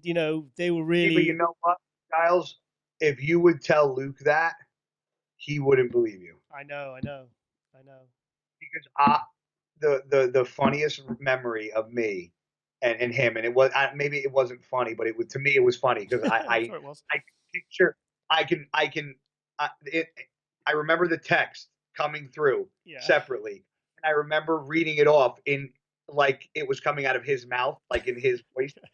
And the year he took third at the Arnold, and I remember I was there and I saw him before, and because he was with the Aceto, so I was seeing him all the time. And I watched the night show, and as soon as it happened, I was texting him, and I was fucking pumped, man. It was so amazing, wasn't it? Because I interviewed him before, and when he said it at the interview on the Thursday night, he says, I said, what's the goal? And he goes, top 6. And I went, top 6 in a lineup this tough? And he went, yep. And I was like, okay, well, it's good to have goals, mate. And then he got third, beating Rowley and Cedric and Steve Cooklow. And I mean, that wasn't like the Arnold's never shit, but that was not a shit lineup, mate. That was a class lineup. No. So that he texted me, and it wasn't. It had to be like, no, he looked phenomenal, and he texted me, at like 1:30 in the morning. I think after he got like all the interviews done and like food and like washed up and cleaned up, and I'm sitting in my hotel room just like hanging out, and I look at my phone and because I hear my phone go off, the WhatsApp, and I look at it and it says, "What period?" And I'm like, and then he says, "The period." And then he texts me, "Fuck period." Like he was so shocked that he was good enough to be third because he was so good, but he didn't believe he was that good. Yeah. Even when he proved to be that good, he didn't think he was that good. Like, I've never been so impressed with a human being in a gym in my entire life. Never. He was the most impressed. He would just grab the most ridiculous amount of weight and just move it. And I'm like, this is insane. Like, he does numbers that are just like people, like, that was one of the most, like, I can't believe he didn't have millions of followers because some of the things that he did were just like inhuman. Barbell rows, 5 plates. That's insanity. Strict. And he could probably do 6 or 7 with shitty form if he tried. Yeah. You know, that's ridiculous. I mean, I rack pull 5 fucking plates for reps. I mean, he's rowing it like it's insane. Like it's stupid. I know. Oh well, so yeah, it's just yeah, I guess so. Let's talk about yourself a bit more. What's next for you then, mate? The Olympia, man. I qualified. Oh, you qualified. That's right. You won your pro show. Yeah. What date was that? That was in November. I had a rough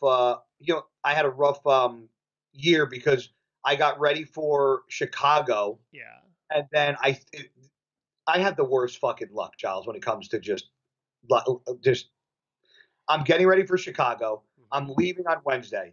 Tuesday, my dog had knee surgery, so I had to pick her up to put her in my truck to take her to my parents. Okay. Well, picking her up, I have 2 herniated discs, 2 bulges. I have stress fractures all up and down my spine.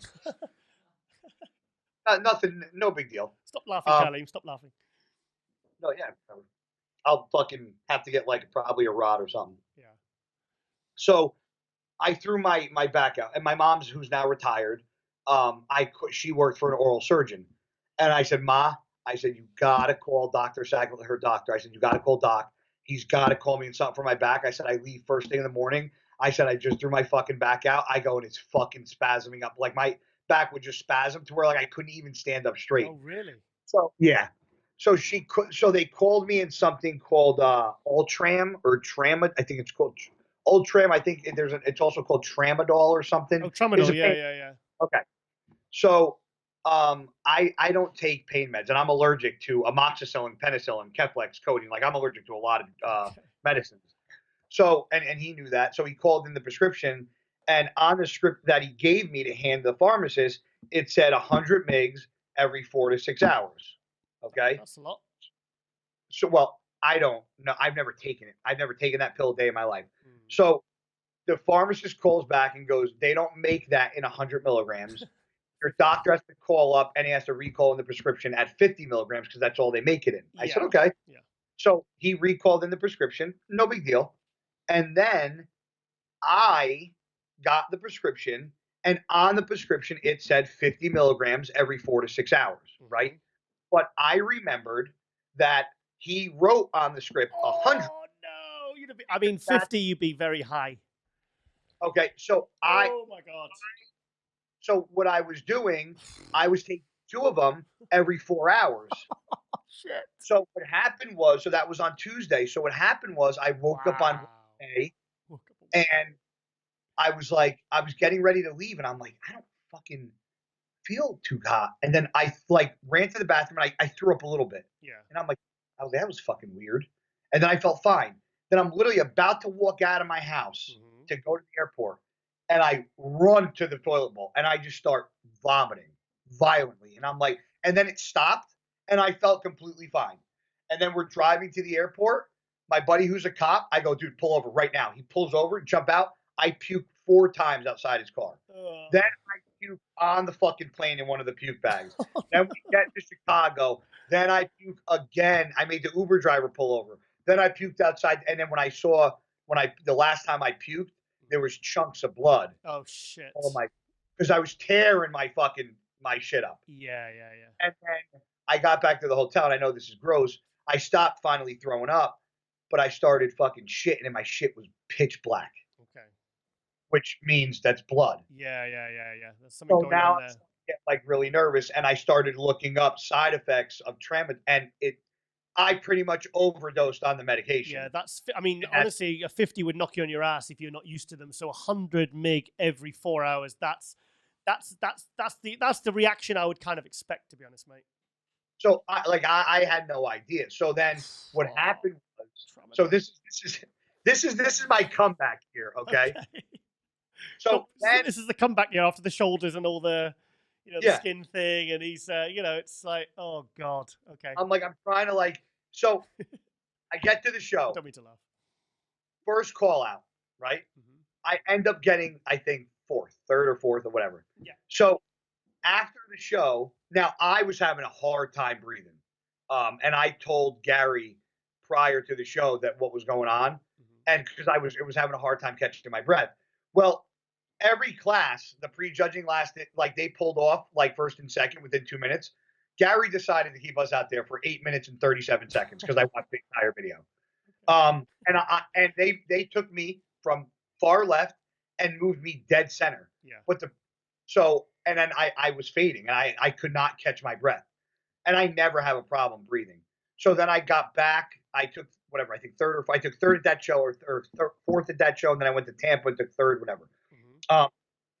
But I got home and then Chris started slamming me with food to fill me back up because I lost a lot of weight throwing up and all that. Yeah, all the food.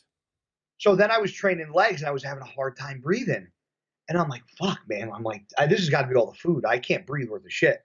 So the next day, I actually got an alert on my phone that they were doing a blood drive, and I have A negative blood, and they needed emergency A negative blood. So I was like, I'll go donate. So I went to go donate, and you know how they prick your finger before you donate blood, and they check your hemoglobin? Yeah. So she pricks my finger, and she checks it, and she was like, that's weird. And she's like, I'm going to redo that. I said, okay. I'm sitting here. She redoes it, pricks me again. She's like, I'm going to go get my supervisor. Can you wait here a second? And I'm like, sure. Supervisor comes back, pricks my finger again, third fucking time now. Yeah. And she goes, are you feeling okay? I was like, I mean, yeah, why? She's like, are you having trouble breathing? I was like, I've been having, a pretty rough time breathing lately. I said, but I didn't think anything of it. Why? She goes, your hemoglobin is almost under 9. She's like, you need to go to the doctor right now. She's like, because if it gets any lower, she goes, you're going to need a blood transfusion immediately. Jeez. So what happened was I took that medication and I was throwing up because it gave me like an ulcer. Right. And I lost so much blood that my hemoglobin is normally 15, 16. It dropped all the way to almost below 9. Shit. And I lost almost like 50% of my oxygen in my blood. Yeah. And that's why, and I couldn't breathe. So then when I went to go do, my body just wasn't fully recovered. And then I went to Romania and we thought it was the diuretics we were using. So we switched that up and that didn't work. Then I went to Cali. We didn't use any diuretics. We tried sipping on vodka and black coffee. That was a train wreck because I ended up going on stage and just I sweat all the alcohol. You did all the Ronnie Lavrone trick. Yeah. Oh, LeBron, that shit didn't work for Cisternino. Okay. And then we went to Niagara Falls. Shouldn't laugh. And figured it out and fucking knocked it out of the park. And that was it. You got your qualification. Yeah, so it was like a perfect ending to a nightmare of a fucking story. Oh, well, that's nice. You've got a nice happy ending anyway. So obviously we're a day after the news of the Olympia being moved to December. It's been moved to a much better venue and Planet Hollywood. It's on the Strip. Are you excited? Are you happy about? What's your feelings? I already know where you're going with this Olympia talk. I'm just waiting for it. Come on then. I think it's either going to be good or bad for 2 reasons. It's either going to be good because a lot of people are going to be getting early Christmas presents, and it's an easy way to get somebody a Christmas gift if you're a bodybuilding fan. So the seats may fill up. But I don't know if they've announced this yet, but they announced 4 days. I'm assuming social distancing, they're going to do 2 classes a day. Right? Okay, yeah, because I flagged up in my brain when I was interviewing Nathan De Asha, and I thought, hang on a minute, normally it's 3 days. It's 16th to the 20th. That's 4 days. Yeah. Why is that? I'm thinking, if you think about it, there's 8 total classes, right? Yeah, and no mention of the expo either. I know. So I think what they're going to do is do 2 classes more. Like I think they're going to do 2 classes a day, and then. That's how they're going to. I think they're going to have to still follow some sort of social distancing rule. Even by then, Even by then, December. Unless they booked it the 16th through the 20th as a buffer, just in case those laws are still in place. But I wouldn't be surprised if we're fucking on stage staring at people with masks on. I would not surprise me whatsoever. You think? What are we now? April, May. Mate, we're 6-7 months away. I don't know. Maybe I'm just going on the optimistic here that hoping that it'll be kind of all sorted by that. I don't know. I would like to think so. The problem is that just have to adapt. We made this listen, Corona, it was real. I had it. I had it. I got tested. Had it. Oh, I was but see, let me tell you something. And I don't mean this like I'm not trying to be funny. If you guys ever hear something happen to me, I think most people would be like, it took that long for something because it's just like somehow one day I'm gonna get hit by it's just like I'm gonna get hit by like a fucking tree branch and it's gonna go. I don't know how this stuff happens. Mr. Lucky. It's insane. So I don't. What were we asking you? I was about to get to bad luck. What did you ask? What were we talking about? Oh, the Olympia, of course. Yeah. So about coronavirus. You had coronavirus, and then you had a bit of and you had memory loss by the looks of it. So beginning of March, I went to the doctor. I wasn't feeling well. I had a bad fucking cough, and I was breathing heavy. Yeah. And I have seasonal allergies, so I was like, I probably just have bad allergies. And they're like, you got bronchitis. I'm like, okay. They gave me an inhaler, antibiotics. Antibiotics I didn't take because antibiotics don't cure bronchitis. I was like, I don't need these. So I took my inhaler. I was fine. Or I thought I was like thinking I would be fine. Well, 2 weeks goes by, and it didn't get any better, but it did not get any worse. But I was having a rough time breathing. Now, mind you, I'm still doing morning cardio because in my head, I'm like, if I have it, I know it attacks my lungs. So if I can continue to do things for my lungs that I'm able to do, that I'm going to keep doing it. So I was doing morning cardio every day. I have access to a gym. I was training every day with one other my buddy Tom. And so then I went to finally 2 weeks later, I'm like, I got to go get tested again. So I had to go get tested for the first time because I was like, I definitely have it, because about a week after they told me I had bronchitis, my taste and smell went completely. I'm drinking coffee. No idea. I can't taste a fucking thing. Can't taste and still can't smell to this day. Oh, really? Still? Oh, it's been 7 weeks. Oh, wow. I can't smell or taste a fucking thing. It's awful. So then I went to go get tested, where they rammed that fucking Q-tip up to like here. And 5 days later, it came back inconclusive. I'm like, and the lady literally goes, we have been doing thousands of tests, and this is the first one. And I go, honestly, I'm not surprised. Just tell me. I'm used to this. No. I literally get to a point where the bullshit just doesn't even affect me. I'm just like, just bring it on. Like, what else? What's that? Yeah. So I waited 5 days to get that test back. So then they were like, would you mind coming back and to get retested? So I think I went back in like a day or two later, and then like another day or two later, they call me, and the doctor's like, listen, it came back negative.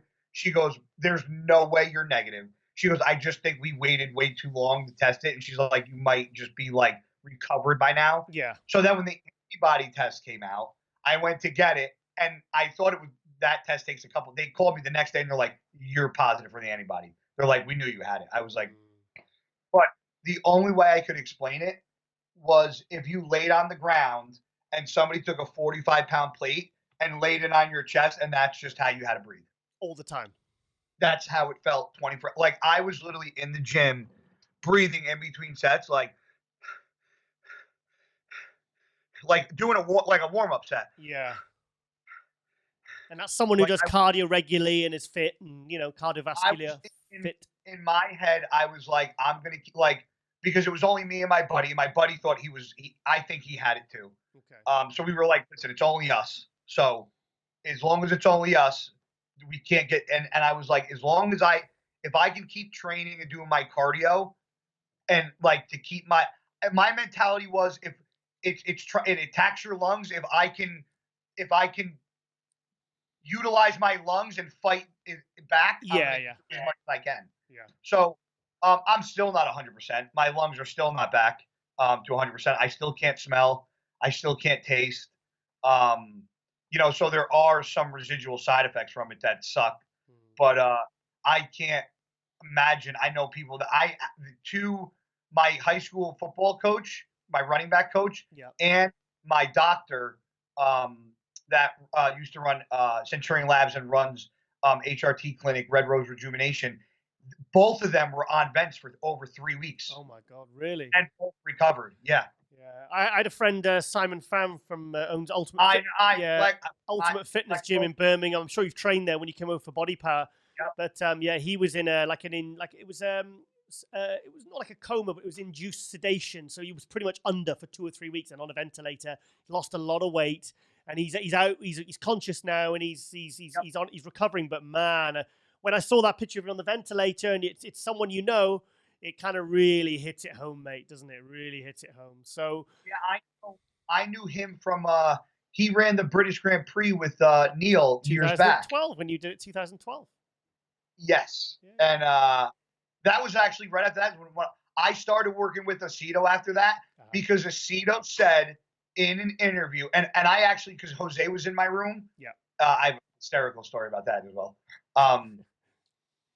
That involved Jose being ass naked and my hand being somewhere near his hamstring ass area. Do we want to hear this? Yes, we do. Yes, we do. So I saw the way Chris interacted with Jose and how attentive he was, because prior to that, I hated Chris, because Chris did an interview after I won my first pro show in 2011, and I beat this Fernando from Brazil. I'll never forget Chris saying in the interview, well, I don't know how Fernando got second when he beat Cisternino in every single shot. I remember watching the interview going, who the fuck is this prick? And like saying this, like, I don't know this fucking guy. Yeah. But then I saw him interact with Jose, and I got to know him. And Chris is a very funny, dry humored guy. Yeah. And he's one of my favorite human beings, to be honest with you. Like, we get along very well. But he said in an interview at the British Grand Prix, he goes, the most overlooked bodybuilder in every class in this entire show, he goes, hands down, was Guys. They gave me like fucking it was the worst placing I've ever had at any show. I remember, because I came up to you at the you were signing autographs on one of the trade stand, and I won't say the couple of names that beat you that you think shouldn't have beat you, and you were like, how the fuck's this guy beating me? And I was like, I didn't know what to say, you know. Yeah. It's a tough one, you know. Yeah. Is it all systems go for the Olympia for you? Yeah, man, I'm fucking I wish I could film right now, because I'm hitting some crazy numbers that I haven't hit in the gym in a while. Yeah, because I'm my goal. I will never be as strong as I was. They cut my bicep tendons, and my surgery, even though it was a shoulder surgery, what they actually did was they cut me right here, and then they keyholed me. And what they did was they cut my bicep tendon, because that was the problem, away from my labrum. And then they drill a hole in your humerus, and they reattach the bicep tendon into the humerus. So my bicep shape, so the peaks of my bicep aren't as good as they were. I've not noticed anything, because I knew you'd had the shoulder surgeries, and your shoulders look good. And I didn't really, I saw the pictures from that show you won at the end of last year, and I was thinking, you just looked as good as you've ever looked, really, you know, in terms of your physique. And I was just amazed to see you back on stage, you know, and winning shows. It was amazing. Yeah. I'm just, I wish I could give the guy credit. I really wish I could, but I can't, because if anybody finds out where I'm training, the whole entire gym's going to be in uproar. So I wish I could give the gym owner his due. And if he watches this, he came up to me, and because my gym owner, he looks at me, he's almost, I would say he's in his mid-50s, but he looks at me like kind of like a little brother. And listen, he's like, he came up to me, and I go, so-and-so, I go, when this is all going on, I go, am I allowed to train? He goes, you're allowed to train. He goes, with one other person. He was like, and that's it. He's like, I'm not allowing another single person in this. He goes, I know there's other pros that train here. He goes, you've been on the Olympia stage. He goes, you battled fucking hell. He goes, I'm not going to fucking make you take more time off after all the shit you went through. He was like, so for me, this is like because I know there's guys that can't train. And I know there's guys that's fair enough. Home. So for me, this is like, now I'm playing catch up, motherfuckers, because you guys all passed me a little bit because of all the shit that I went through. Now I'm like, now I get to catch up to motherfuckers that passed me. Like, that's what it's about, But I'm not posting about it. because I did a big rant about that and certain people that I thought were being disrespectful. But sometimes it's the shit that people don't see.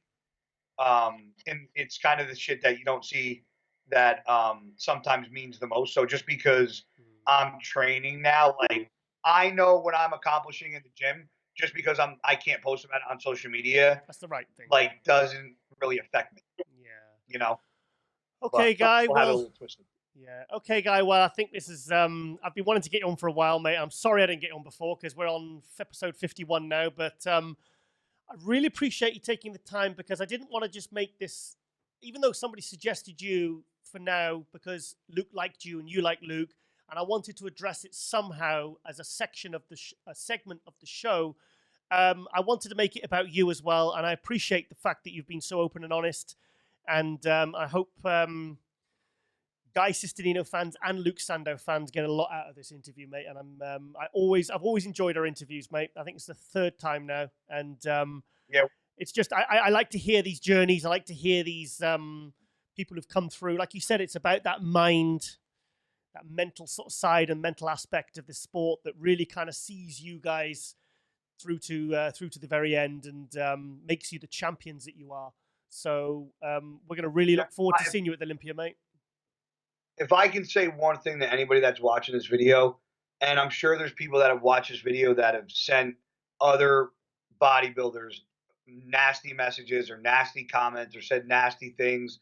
You know, we're in a fucking time where, you know, I know mental health is a huge thing, and this quarantine is not helping a lot of people, and it's making people that have mental health issues a lot worse. People are struggling, And you know what? If you have a favorite bodybuilder or somebody motivated you or inspired you, let them know. If you said something negative about somebody or sent them a nasty DM, now's the time to apologize. It takes a bigger man to fucking say I'm sorry than it is to pretend like it didn't happen. You know, I've had people message me nasty things or nasty comments, and in the end, they become fucking fans. You know, you interact with them. Yeah, exactly. Yeah. Well, I encourage.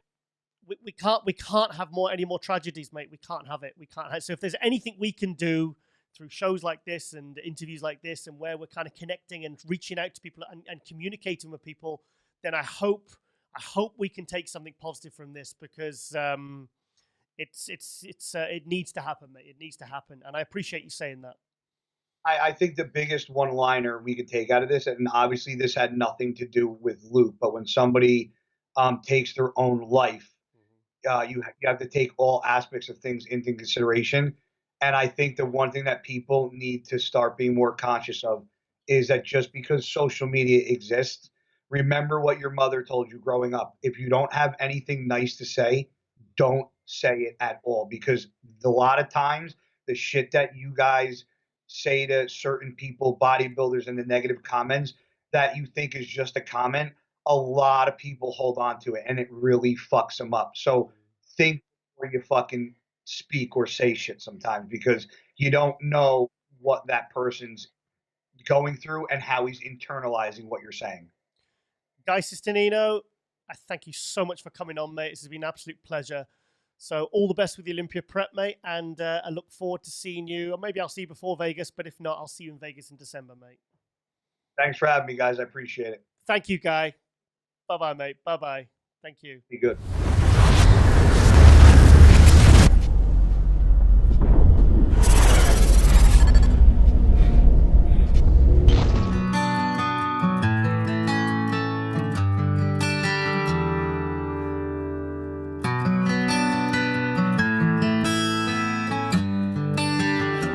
Thank you, Tony. In numerical order, Brandon, Luke, Cedric, and William. Whoa!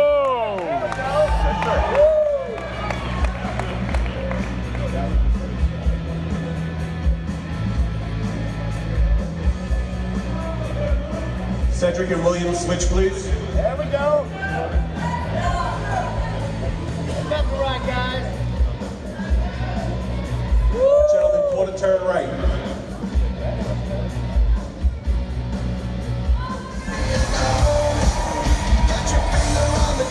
Hakeem, William.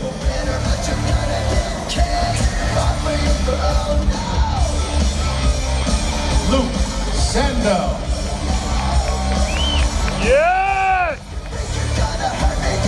Charles Dixon. Front lat spread. Yeah. Awesome, Luke. Side chest.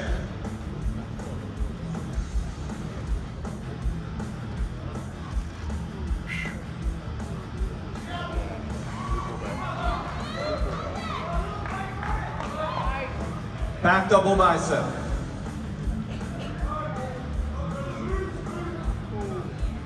Badoom. Fantastic.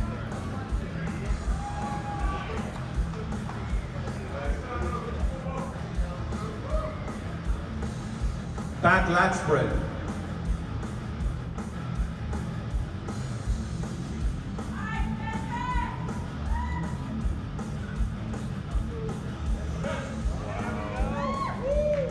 Side.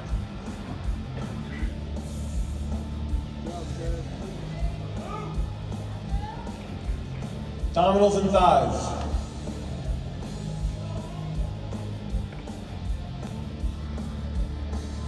Nice. Smiles ahead.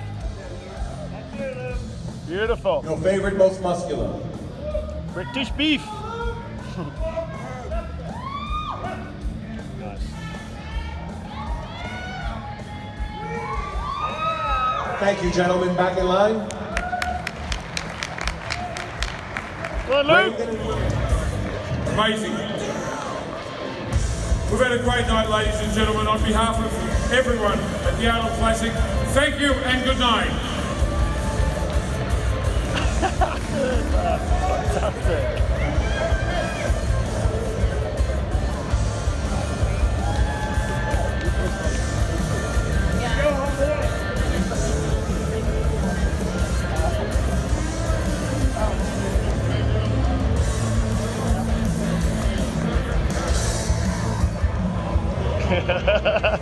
Come here, mate, shake my hand.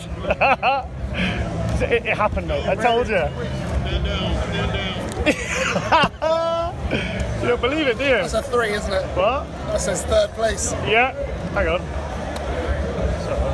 Yeah, how did it feel, mate? Yeah, selfie.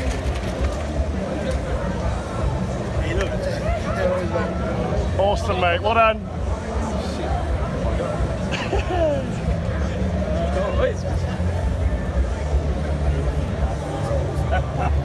Very huge.